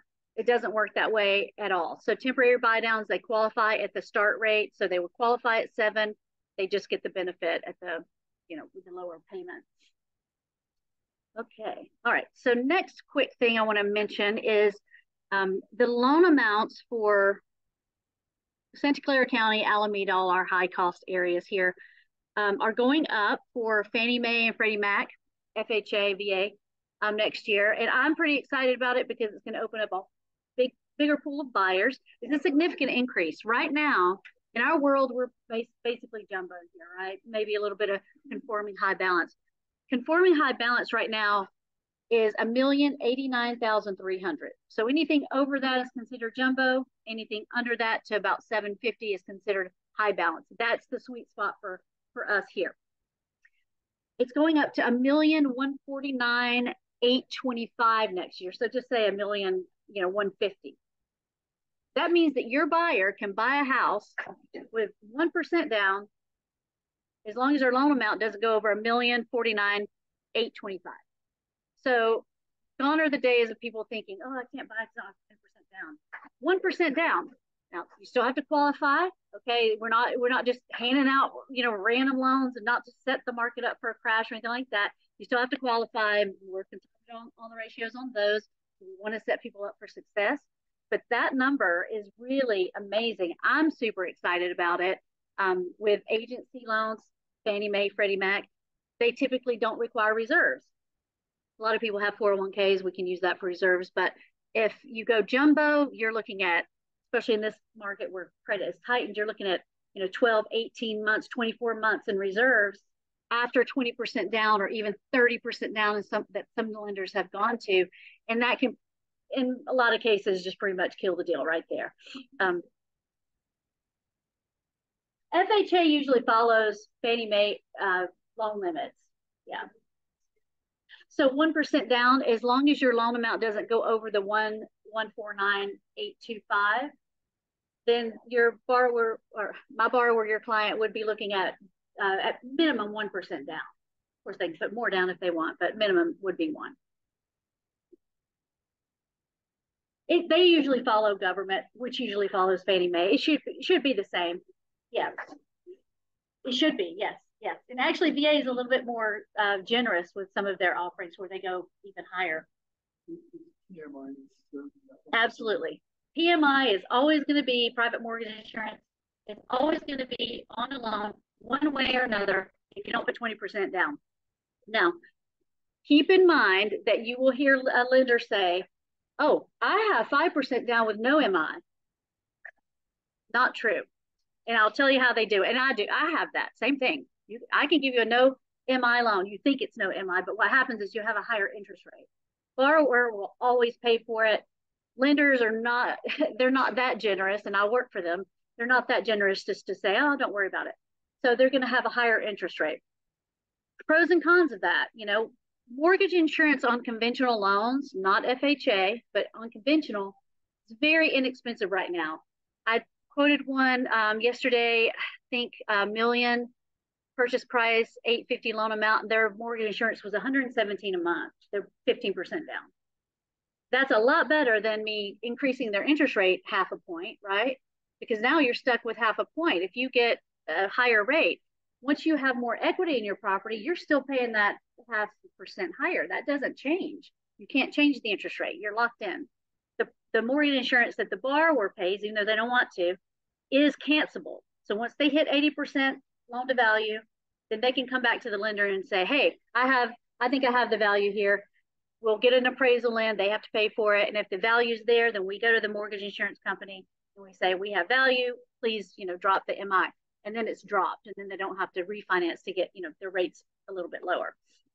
So that's how that works. FHA, are you familiar with FHA mortgage insurance? It's terrible. They charge a 1.75% of the loan amount up front as a mortgage insurance premium in addition to monthly. And it's very expensive. So FHA is a great loan for first-time home buyers usually that maybe have a credit challenge a little bit. Maybe their ratios are just a little bit high and we can't get it approved with conventional, then we go FHA. But it is a more expensive loan, so we try to, not really go there if we don't have to. Any other questions about that? Yes. Yeah, so 1% down, and then we will contribute another 2% down to the loan to make it a 3% down loan. The lender contributes. Yeah. It's just part of a commitment that lenders, and a lot of us do this. It's not just me at Loan Depot. A lot of people have this, commitment to help, bridge the gap of affordability and help people, get into homes that couldn't afford. Well, it's going to assume a 3% down loan.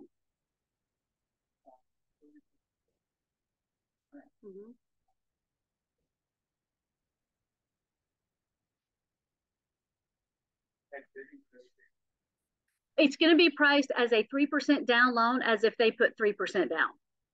So there won't be any. Now that's going to be a higher interest rate, right? Because it's 3% down. Even a 1%, well, that's the same thing. So 3% down, yes, it's going to have a higher interest rate. If they put 5% down or 10% down, of course, the more down, the better the rate. But we just have to look at what's the difference, look at different proposals. What's the difference if we go with the 1% down or if you've got, your own money to put down, things like that.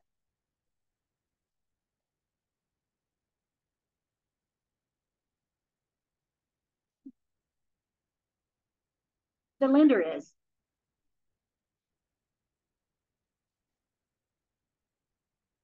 Right. So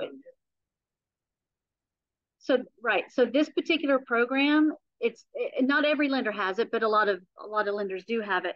It's something that lenders are doing to try to help bridge the gap of affordability. I mean, lenders do have money. When I say they're not going to give it for free, of course, they're going to make interest off of, that loan. But it is priced at 3% down. So you are getting the interest rate as if you're putting 3% down. I think of one more little thing and then I'll be quiet. Oh, nope, that was it.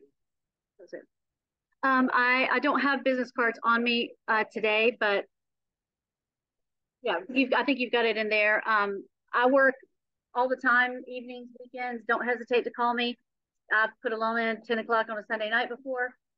No problem. I can do my own disclosure, so you can go really quickly. If you guys need me, give me a call.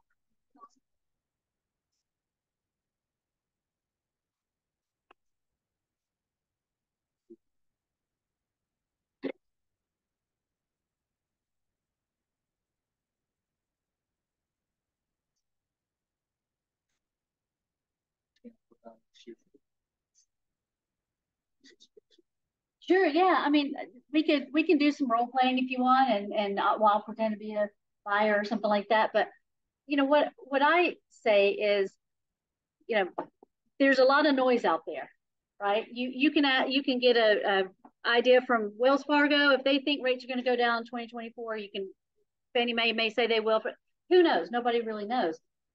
But what's happening right now is since there's less people buying. I mean, we all know that, right? You guys are. It's not like our phones are ringing off the hook.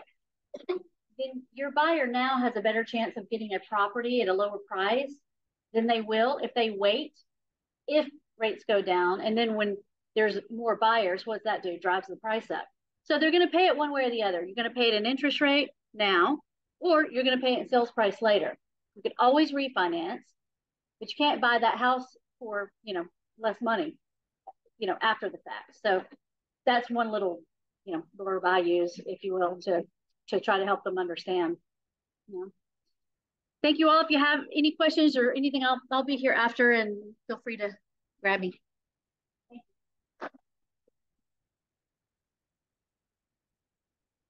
Hello, everybody. From the other half. First, I'm going to cover disclosure sources in NHD. Right now, there's a lot going on with NHD companies. Whoever you use, you've got fire hardening classes, fortress fire, cars involved with them now. I would encourage you, because it's an unregulated industry, if you guys see any SCORE classes on fire hardening or fortress fire, come to it. Doesn't matter which company. I'm with Disclosure Source, but just come down and learn, and they'll bring our company brings CAL FIRE in, and they go over everything with you. It's a very important topic right now, and Mike Devlin will tell you it's well worth it. So whoever has a class down here, just kind of pay attention to what SCORE is doing, because it's a hot topic right now. And ours, again, we're a Fortune 500 company. It's an unregulated industry. We have $60 million in E&O insurance to cover you, and it's only $99.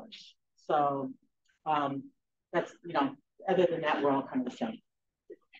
Then the other half of me is Fidelity Home Warranty. Are you guys familiar with home warranties? Are you familiar that we're an insurance company? We're not a handyman service, right? Right? So what I tell people all the time is pay attention to what's in the home. I got a disturbing call from a homeowner this morning. She thought her agent ordered her everything for the house.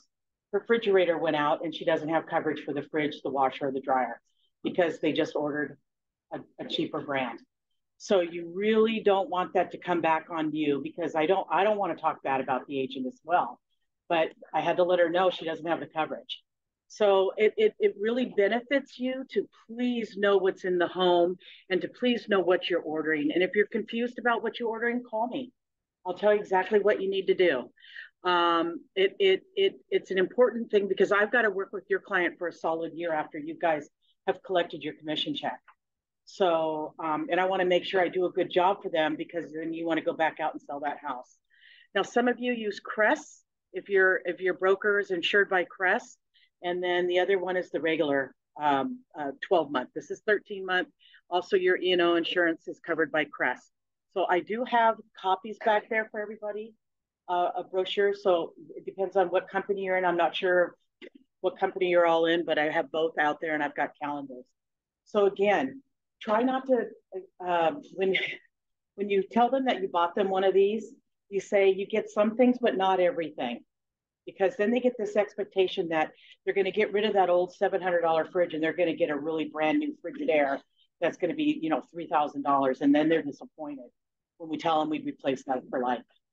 So it's important to let them know. And it doesn't happen yesterday, because again, it's just like calling State Farm or Farmers. We have to send someone out. They have to send us back their notes. We have to assess it. Then we have to say, hey, we're going to cover this. We're going to cover that, or we won't cover it. So just don't give them high expectations is what I'm saying. Yes.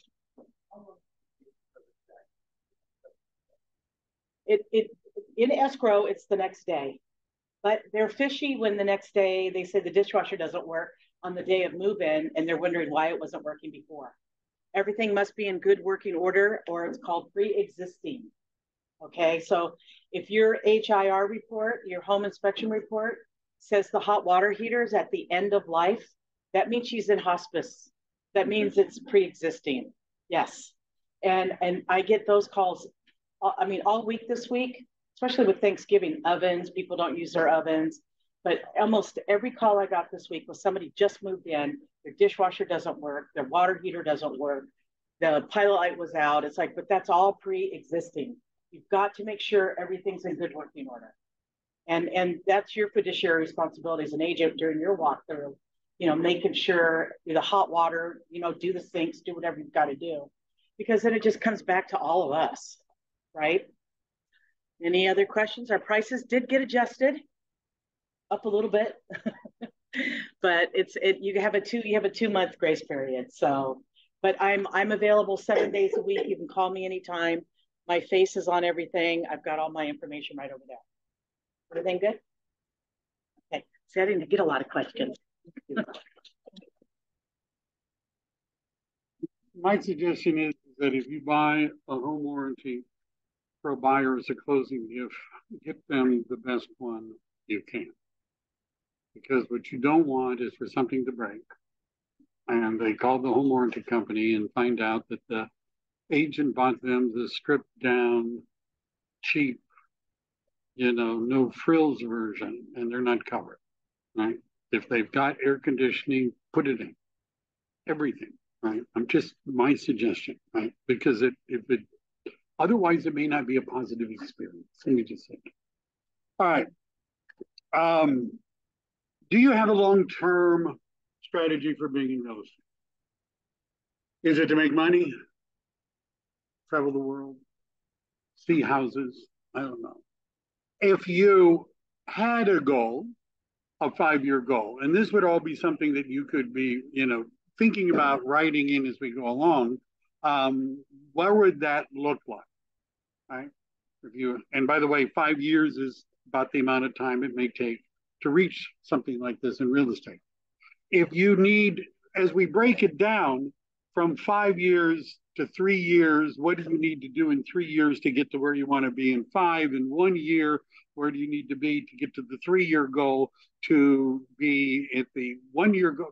We keep breaking it down so that where you need to be in 6 months versus 3 months, 30 days, down to the week, down to the day.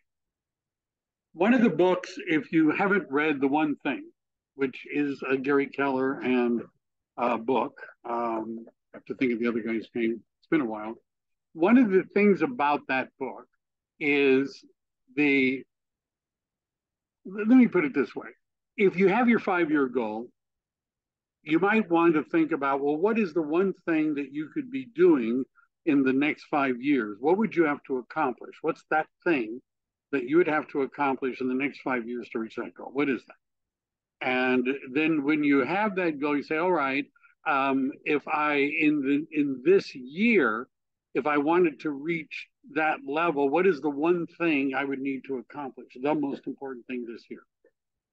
What would then be the most important thing I would need to accomplish this month that would lead me to the 1-year goal? What would be the most important thing that I could do this week to reach the monthly goal? What would be the one thing I could be doing today? Obviously, this is it, but in order to reach the weekly goal. In other words, rather than having 50 things that we need to do, to attempt to focus on the one thing that is the most important part of reaching that goal. And I've heard Gary Keller talk about the book, and he was coaching real estate agents, top producers. You had to be in the top 100 of the company to be coached by him personally. And he would every week say, so what do you plan on doing next week? And they would give him a list of 5, 6, 7, 8 things. Then the next week he'd say, well, what did you do? And they would do some of them, sometimes most of them, rarely all of them. And he noticed that the ones that he thought were most important were usually the ones they did not do. So then he said, well, give me 3 things that you're going to do. Just 3. I don't want to list 20, just 3. And then the next week he'd talk to them and they would usually do 1 or 2, but not all 3. And the one they didn't do was usually the most important thing. So finally he said, forget all that. Just give me one thing, right? Tell me one thing that would move your business forward that you're going to commit to do in 1 week. One thing, just one. And that way of chunking it down, which is what they call it in coaching, is to bring it down to important things that are going to move us forward, rather than getting lost in all the things we don't need. Now, one of the ways of doing this is there's a lot of different names to this. It's a business planning system that's based on starting with a relatively small number of ideas and strategies and then moving to a much bigger one. And so normally we would start with a goal.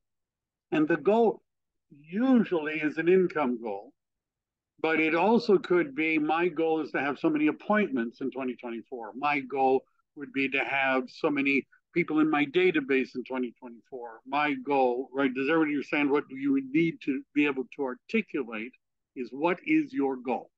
My goal is to make $300,000 in 2024. Right? Not a bad goal, right? Pick your own number. Then we're going to break that down into three major areas. For example, one of them might be listings. So if you're going to make $300,000, this goes back to that spreadsheet craziness. But if you're going to do $300,000, how much of that is your goal to do from listings? Let's say 150. I don't have those numbers in front of me, but 150.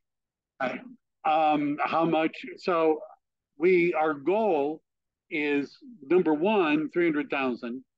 For sellers, our goal is to do so many listings or generate so much money from listings. Does everybody understand? So the first major strategy, the priority, is listings. And then to maximum of 5, but it doesn't have to be 5. What are the ways that I'm going to get listings in 2024? I'm going to talk to the people I know. I'm going to do open houses. I'm going to, I don't know, network. I'm going to go to networking. I'm going to work on absentee owners. I'm going to do a geographic farm. I have a list, by the way. It goes on for, it's hundreds of things that you could possibly do, right? So what we want to do is say, okay, one goal, and this is expectations, targets, and actions. So what you would do, and I've included in my folder 8.5 by 11 versions of this so you could print out. But you would say expectation 2024 is 300,000 gross commission income, or it could be X number of transactions, 12, 14 transactions.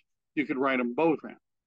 We also want to discuss by who and by when. And this really isn't sort of for that goal, but as we go down, target number one would be sellers, right? I want so much of that to come from listings. That's number one. Number two, buyers. And number three, my suggestion is number three would be the product. Sellers, buyers, and the product. So by product, I mean, what is it that we sell? What do we sell? What do we sell? What? We sell dreams. Isn't that it? So does everybody get it that we don't sell houses? Does everybody understand that? We don't sell houses. Sellers sell houses. We don't sell houses. What we sell is a package of services to buyers and sellers and investors to help them get what they want. That's what we sell. So my question is, how good is your package of services? How articulate are you at explaining to somebody why they would want that? Do you have a listing presentation? Do you have a buyer consultation? Right? So do you study the market? Do you know what's happening in your area, in your city, in your county? Right? Do you do script practice? Does everybody understand what I mean by the product? What is your value proposition? And if you don't have one, that might be a priority, right? You get one. And so once we've identified our three, so let's say target number one is listings. I want, 7 listings. I want X amount of money. Those 2 lines at the end, which on my sheet drops down, is by who and by when, right? Which we're going to just do 2024, but action item number 1. So if our goal is to generate listings, what would be some ways in which we could get listings? What could we do to get listings? This is an audience participation opportunity. You could do geographic farming. Now, who? The question is, do I have to do that? See, there's three choices to who: me, not me, or me and not me, right? Are there ways in which you could do geographic farming without you personally having to do it? Ever heard of Corfax? Right? Prospect Plus. I mean, there's a bunch of them, right? CXP has their own versions of those things. So geographic farming, you could get help doing that. What's another way to get listings? Talk to your friends and family, your sphere of influence. I was hoping somebody would say that. Now, that's probably a me thing, right? I'm working on the avatar with my voice, but I may have to go to the family reunion. What's another way of getting this? For sale by owners and expires. Do you have to do that? Is that a me thing? Are there a lot of people that would call them for you if you paid them? You have to understand one of the challenges of cold calling is that you have to do a lot of it to get good at it. One of the worst advices I've ever heard, and I heard a trainer say this, is that every day you might want to do for sale by owner, next day do an expired, and then on the next day do circle front. You'll never get good. You'll never get good, right? Call 20 for sale by owners a day and do that for a few weeks. You're eventually going to have your script together, right? You'll be good at it. Then do expires, right? But it takes focus over time to be able to handle the objections, right? Just saying. What's another way? You do open houses. Have anybody ever gotten a listing from an open house? Right. My tip, by the way, for open houses is if they let you do 2 open houses. And by 2 open houses, I mean, did you know that it's not a rule that the open house has to be between 1 and 4? Do you realize that? It's not actually a law anywhere that it has to be between 1 and 4. And there is no rule that says you can't have 2 of them on one day. So let's say at 11 o'clock, you had a secret neighborhood only open house where you invite all the people that are particularly owner occupants within a certain radius of your open house. And my marketing piece said, "Are you a nosy neighbor?" Right? That's what it said. Are you a nosy neighbor? Because I just listed this property and we're going to do a special open house just for the neighbors. I bet you want to know what they did to their house. And then at 11, there will be refreshments. The owner will not be there. And then you have material that you would give to people, more of a pre-listing that show up for that. Because when they walk in at 11 o'clock, you know how they heard about it, right? Those are potential sellers. Does everybody understand? Because now you don't have to switch back and forth. Oh, it's a buyer, it's a seller, you can sort of, And so you have to do the open, to get listings, you might have to do the open. So does everybody understand what we're doing? We don't do 12, right? But 3, 5 at the most. And identify which things you have to do. The sphere of influence, by the way, this is sometimes called a 1-3-5-5.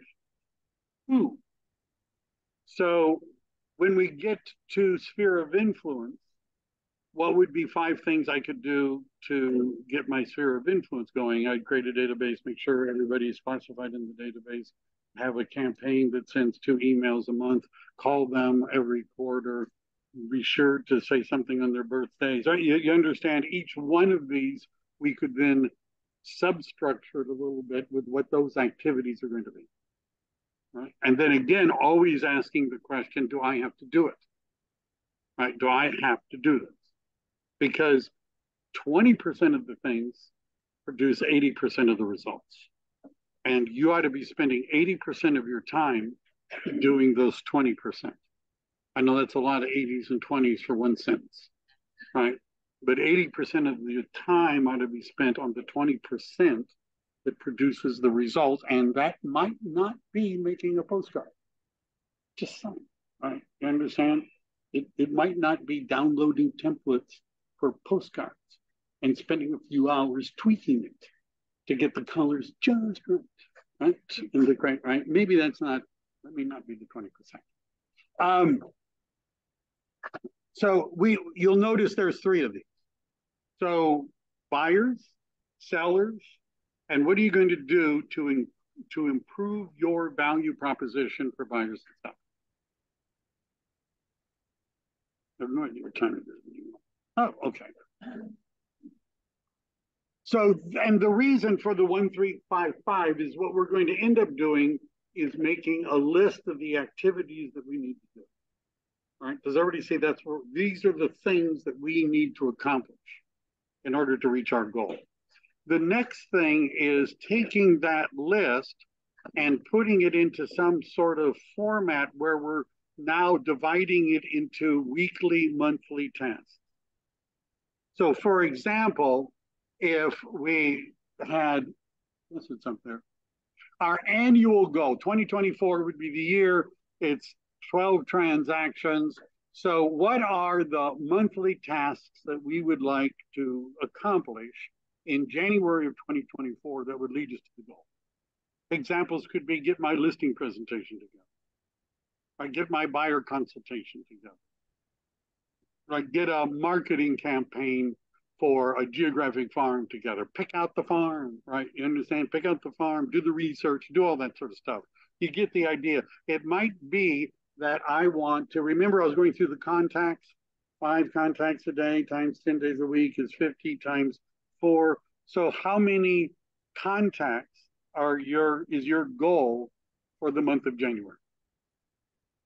What's the goal, right? How many contacts? You could have appointments. Appointments are more of a lag indicator, right? You can control how many people you talk to, not as well the number of appointments you get.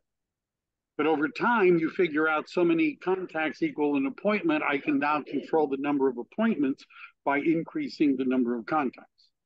Does everybody understand what we're doing? What would be the major things that you're going to accomplish in January 2024 to get to our goal? Week 1, first week of January. What are the things that you need to do, commit to do during that week? Well, I'm going to talk to 10 people a day times 5 days, that's 50. So one thing we would write is contact 50 people, week number 1. I think I'm going to have time in week number 1 to work on my listing presentation. Okay, we'll write that down, right? Listing presentation. All right. Maybe I'll have time to pick a farm my first week. Write that down. Now, we don't do week 1, week 2, week 3, week 4. We do 1 week at a time. And the reason we do 1 week at a time is, let's say your goal for week 1 was to add 50 people to your database and you only add 35. See the problem? Right? The problem is we have a monthly goal to add a certain number of people, which is based upon us reaching a certain number every week, and we didn't do it the first week. So we have 2 choices. One choice is we could step it up in week 2 and contact more people to make up for the ones we didn't contact in week 1. Or number 2, we could revise our goal. Which do you think real estate agents generally do? Do you think they generally increase their commitment or reduce their goals? They reduce their goals. One of the companies I worked for, this was in a tech system, and they had a block, so agents were not allowed to change their goals once they started, because the agents would just keep lowering their goals all the way through the process. So, hey, I reached my goals. All right. Does everybody understand? So now we're ending up with week number 1. We have the list of things that we're going to do, that we're going to commit to doing in week number 1. One of the most profound statements I heard in a real estate class, convention, speech, was the line, it's not about selling real estate. It's about following a schedule. It's not about selling real estate. It's about following a schedule. And if it's not in our calendar, it doesn't exist. Right? If it's not in the calendar, it doesn't exist. So I was into this coaching system, and if my coach said, well, what are you going to do that night? I'd say next week. She'd look at the calendar and say, really, next week you're going to do it? Huh? I'm looking at your schedule for, tell me which day you're going to do it. Really Thursday? You think you have an hour on Thursday, huh? When? Does everybody see where I'm going? Because if I can't identify any time at all when I could actually do this, then maybe I'm not going to do it next. So when I used to think that calendars were for appointments, and appointments meant meeting somebody else. But the calendar can be an appointment for ourselves to do something. Instead of having a to-do list, put everything in your calendar that you're going to do so that you can give it a date or time.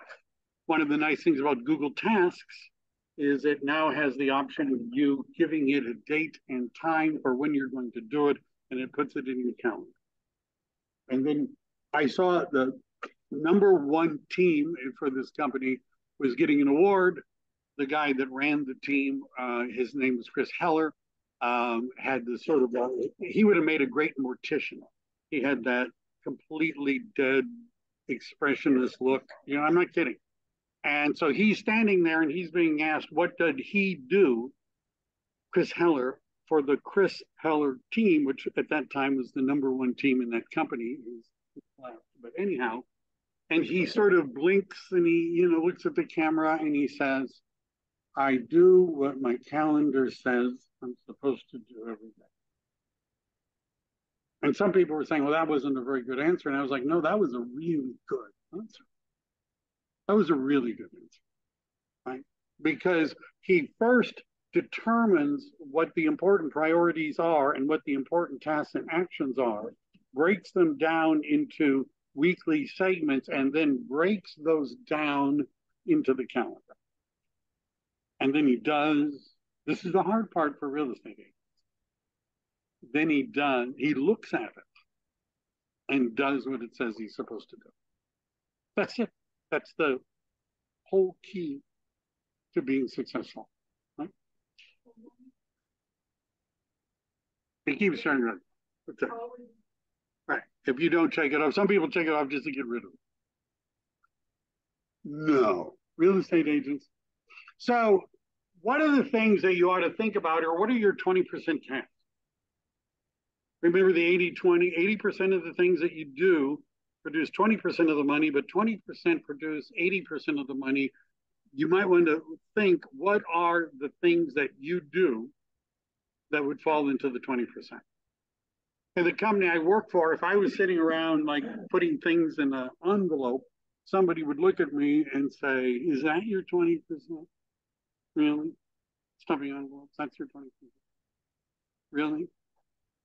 Your schedule should reflect your goals. Right? Your schedule should reflect your goals. What would be some examples of 20% tasks? The pizza must have just drained all communication. How about talking to people, networking, contacting people, reading emails and getting back to them? It depends on the email. Oh, yeah. Sending out emails. How about showing property? How about negotiating contracts, writing offers? Right? How about going on appointments, buyers and sellers? Right? Posting on social media, reading Facebook, watching TikTok videos. Isn't it? It's got to be there somewhere. So how many of you have heard of the Eisenhower matrix? I made a video on that. Stephen Covey sort of borrowed it, but it existed prior to Stephen Covey doing stuff. And the Eisenhower was, you know, the President Eisenhower from a while ago. And what this has to do with is that we can divide the tasks that we do into categories. They could be important or not important, and they can be urgent and not urgent. So important and urgent is something we have to do. Right? Putting out fires. Not urgent, but important are things that should be in our calendar. Not important and urgent, delegate. You understand? It's not that important. Get somebody else to do it. And not urgent and not important is delete. Don't do them. So I assume we're talking about important things, right? What we ought to focus on. Which of the two do you think is most meaningful to move your business forward? Is it doing important and urgent things or important and not urgent things? Not urgent or urgent? Not urgent? Or we got an urgent and a not urgent. The answer is not urgent. All of the growth, you see, if we only put out fires, we will always have fires to put out.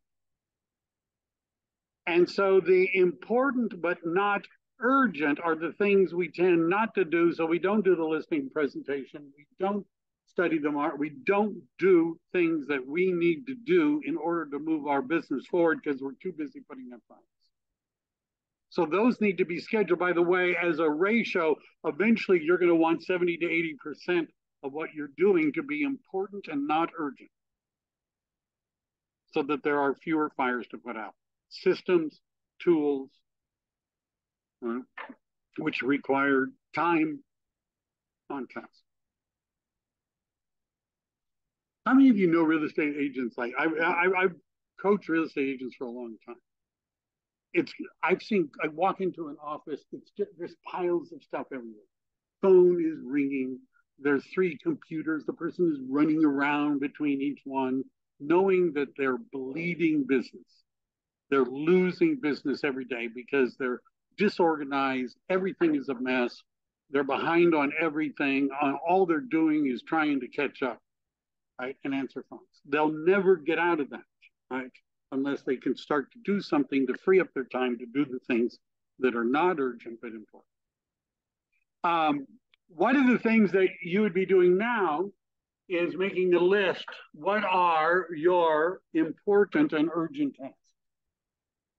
If there's a lot of those, what we want to do is figure out ways we can do not important but urgent things that would make the urgent things not so urgent. I'm not even sure what I said. But it seemed like it made sense. This is something to think about because when we're time blocking, we want to make sure we're time blocking for the things that are important but not urgent. Otherwise, we'll never do it. And you should treat the block of time like a doctor's appointment or something, right? Something you don't move just because somebody says, hey, could we do it then, right? So what would a typical schedule look like? This isn't necessarily what I'm promoting. I just, but I can show you what my calendar looks like. It looks kind of similar to this. There's lots of things blocked out. So I know that in the mornings, I usually do not have appointments, right? I do other things in the morning that are oftentimes related to me getting appointments. That's what I do in the morning. In the afternoon, I have appointments. I have a calendar system for me to book my appointments. Some days I have 7 appointments, and it's all scheduled through the system and it pumps up on my computer and tells me. But the time I block out, I rarely move it. The morning time's what I blocked out when I'm doing things that will produce appointments. Yeah.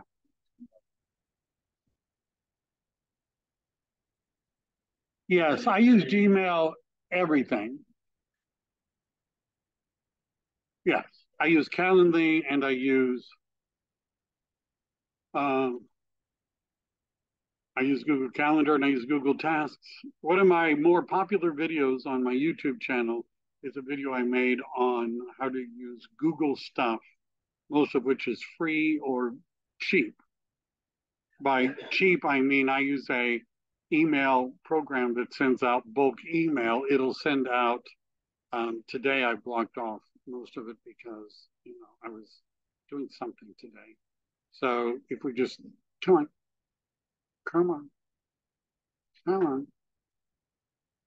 So you can see I generally block off. I have things that are coming up. Out of office doesn't really mean I'm out of office. It means I'm doing things that are not on my calendar. Right? But so yeah, I use Gmail, my program, which is called Yam. Well, I'm not kidding. Yet another mail merge, because I have a Google Work space. I can send 1,500 emails every 24 hours out of that system. It's very expensive. It costs less than $60 a year. A year. Yeah. Yam. YAMM. And it's what? What? GMAS. I've used GMAS. Yam is pretty cheap. I've used MailKing. I've used Yesware. I've used Stripe, not Stripe, Streak. I've used KV. I mean, yeah, they all have issues.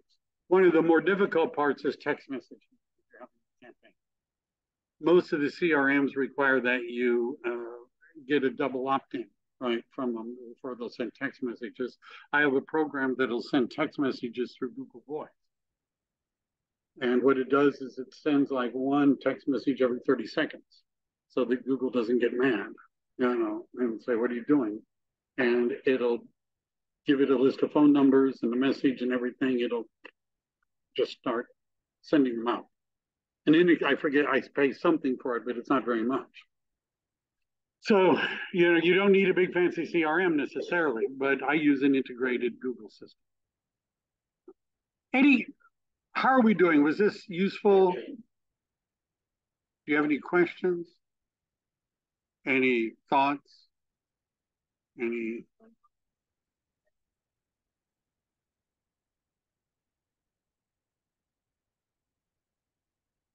No, it's a Google Voice.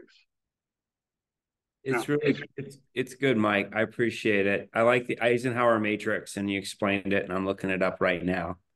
And I think that's the hardest thing is when you have an overwhelming number of tasks, how to prioritize them and that urgent versus important. So I need to keep wrapping my brain around it. Good point. See, there's voices. Yes. There are 23 people online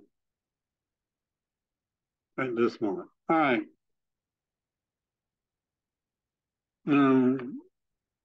Let me look at. Thank you for pointing that out. Let's see.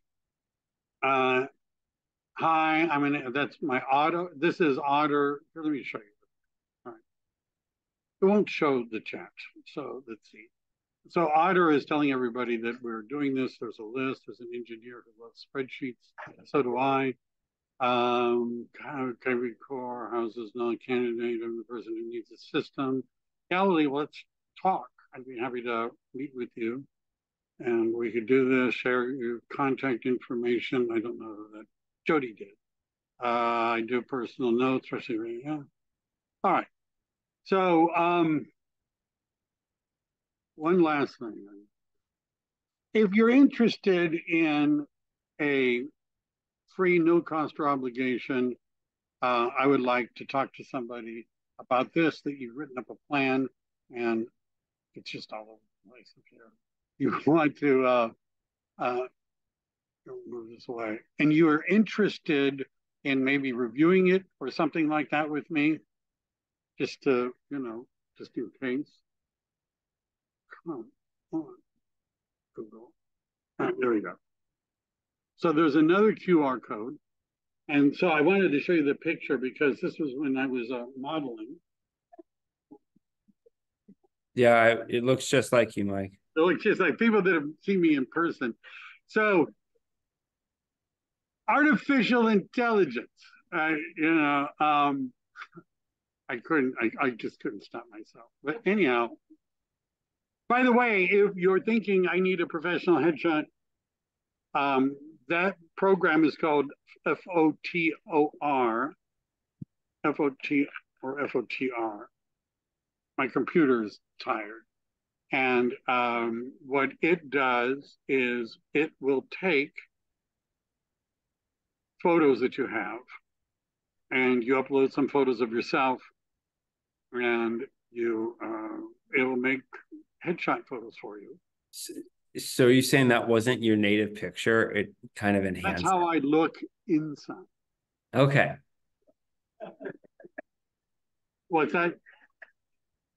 I'm going to pull it up. FOTOR. Right. Wow. Yeah. Right. Yeah. And so you can see, and so I uploaded a bunch of pictures and it made a bunch of images in different styles based upon the pictures that are uploaded.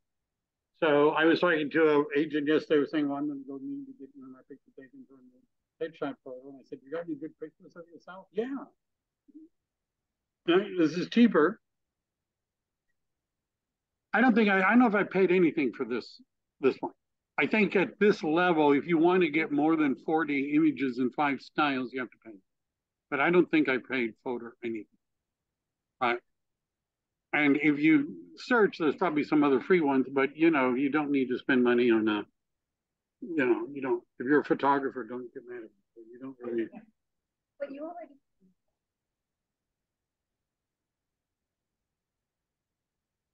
Yes. Did you get your picture taken by Score? Do you like it? Yeah, that's what I.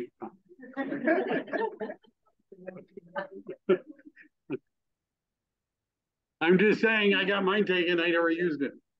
Right. But let's say there's, the picture, the one of you that you really like, that you think, just captures your inner and external beauty and all that sort of stuff. It'll put a suit on it. Right. It'll dress it up if you ask it to. Yeah, what? It'll put a dress on it too. Well, there's different kinds of suits. You go to FOTOR.com, I believe it is, and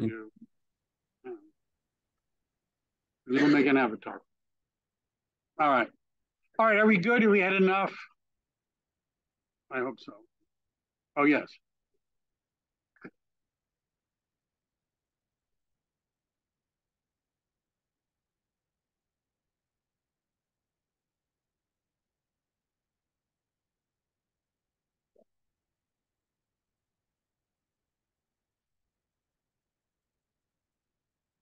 For AI?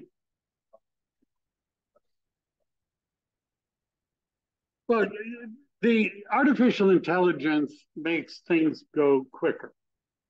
So, for example, I use ChatGPT. I have an upgrade, right? I'm using ChatGPT 4. I pay $20 a month. As a broker, I have a plugin that will access the California codes, all of the civil, business, and profession, and all of the codes in California. And if I activate that plugin and ask it a question, it'll go and read the civil code and come back with an answer.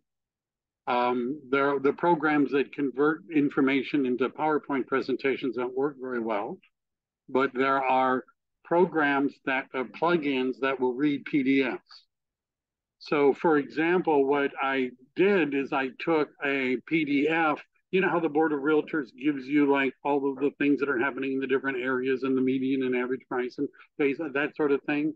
It will read the PDF and come up with what it learned from reading the PDF and say, here are the markets that are doing well, here are the categories that are not doing well, this is what's happening. It will do that just from the PDF. So that sort of stuff saves us time. But it doesn't, is that lead generation? Well, if it saves us time, then it can. I'm going to finish with one final coaching story, right? If that's okay. Is that fine? There were two golfers, professional golfers, and they played at pretty much the same tournaments. One of them was making over $1 million a year in winnings, and the other one a little under 100,000. And they played at almost exactly the same tournaments each year. And when they analyzed the two golfers, what they found is that the difference was 1/4 of a stroke a hole. Statistically, that was the difference between the two of them. 1/4 of a stroke a hole. But times 18 holes, times tournament after tournament after tournament after tournament, it ended up making a tenfold difference in the amount of money they were making. So the question I have a lot of times is, by using these automated systems, going to give me a quarter of a stroke, right? Is this saving me a quarter of a stroke? Because every time I take less time doing that, it means I have more time doing something else. So I use 3 programs a lot that are general AI programs. Of course, ChatGPT, Bard. And what Google Bard does well is it searches now. ChatGPT's basic database is limited in 2021. Right? Bard is Google, you understand, indexed the whole internet in the last 15 minutes. Right? Google knows what's happening everywhere. ChatGPT does. ChatGPT thinks interest rates are really low right now. That's what it thinks. 2021. Bard knows the difference. And then I also use Copilot, which is a Windows program, which integrates ChatGPT with Bing. Now, normally I don't like Bing and I don't use Bing, Google, all that sort of stuff.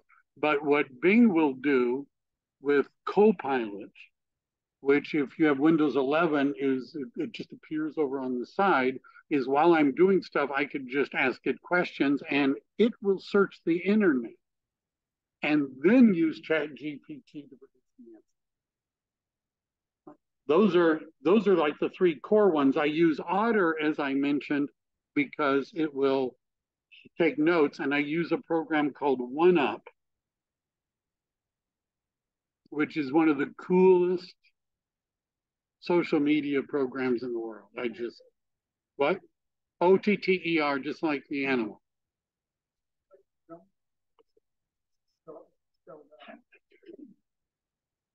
OneUp here. Since you guys aren't leaving, I'll show you what OneUp does. All right. So, by the way, just talking about quarter of a stroke, if you look at my webpage, you'll notice this sort of looks like a Chrome tab, but it looks different. See all these tabs across the top? That's from a program called it's called Speed Dial 2. And so it's Speed Dial 2 is it allows me to create bookmarks based upon categories, and there's little icons. One of them is AI resources, but let's say I happen to know I'm looking for a program called OneUp, and so I click on it and it finds the program within my saved bookmarks. By the way, it has a web interface, so on my phone, I can access all those bookmarks. I use a second program called Clipboard History Pro, which I'm not going to click on because you'll see my clipboard history, but that's that little green thing up there. And Clipboard History Pro remembers all the things I put into my clipboard, like maybe a password that I wanted to, that I used a lot. Jody's contact information is in that program. So if somebody says, do you know a good loan agent, and they're texting me, I can copy it from that clipboard history and paste it into a text message and send it in a few seconds. A quarter of a stroke, right? A quarter of a stroke. So what OneUp does, and there are this is a relatively inexpensive program, it's maybe 10. If I do it too much, since I don't remember every thing I'm spending, but what this will do is it will, and I can in advance set up a bunch of social media posts, and I have a calendar that has a variety of social media events, holidays and things like that, you can see that the postings for the end of December are already queued up in OneUp and will go out on those days, on those times. Right? This is one about across anyhow. And if I were going to create a post, I don't have an affiliate link where I give it to you. Right? I have a group. So these are the different accounts. If I wanted to send it to every site, something I was going to do, I would pick them. I don't do that one anymore or that one. But let's say what would be a good topic today? How about a social media post about a business planning clinic? And I want it to be casual. I'd like it to create a few hashtags for me, and I want it to be short. And I click on that, and what it's going to do is it's going to generate. Are you a small business owner looking for help with your business plan? Come to our business planning clinic. We'll provide you the resources and guidance you need to get your business off the ground. And I click on insert, and it is now inserted that auto-generated text and hashtags. But wouldn't a business planning post look better if it had a picture? Now, agents are always asking me, well, how do I find, pictures that are not royalty free? So I'm going to click on this. I'm going to go to create an AI generated picture, and I'm going to say I want a picture for business. I'm going to try and spell it, planning. Right? I don't know what it's going to do. I think I spent $10.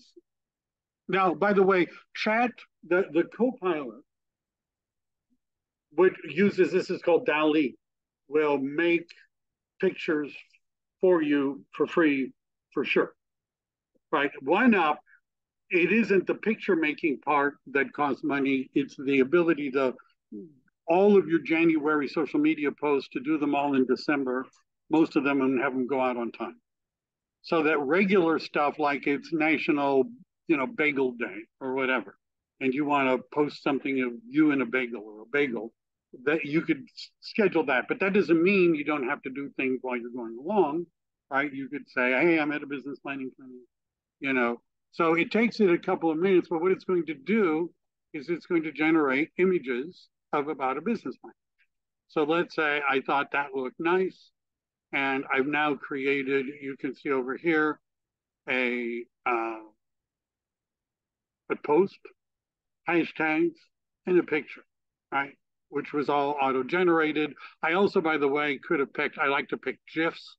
So you search a GIF for somebody for planning, business, whatever. I also could include a video. Notice it says create or edit videos. I have another program, which also costs money, that will create professional videos with the B-rolls, voiceover, write the script.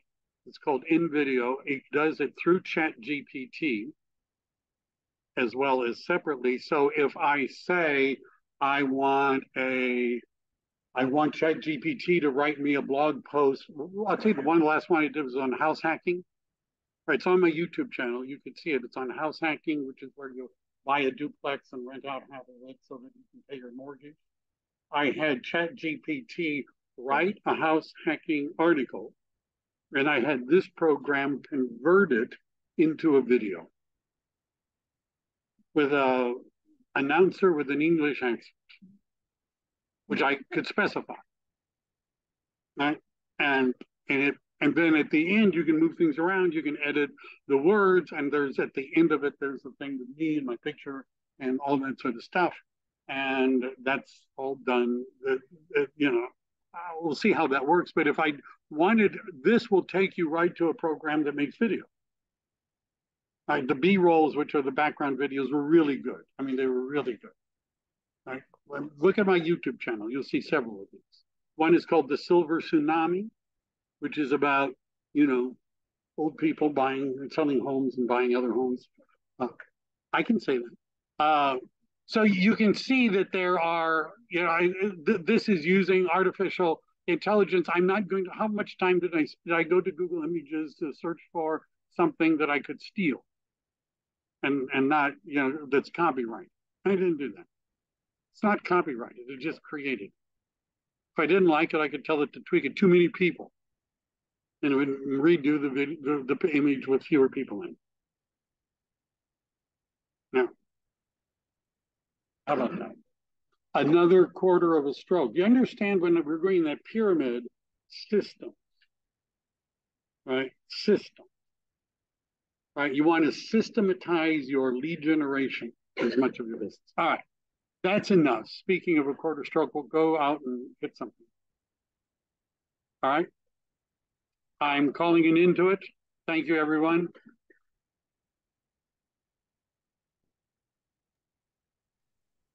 And if you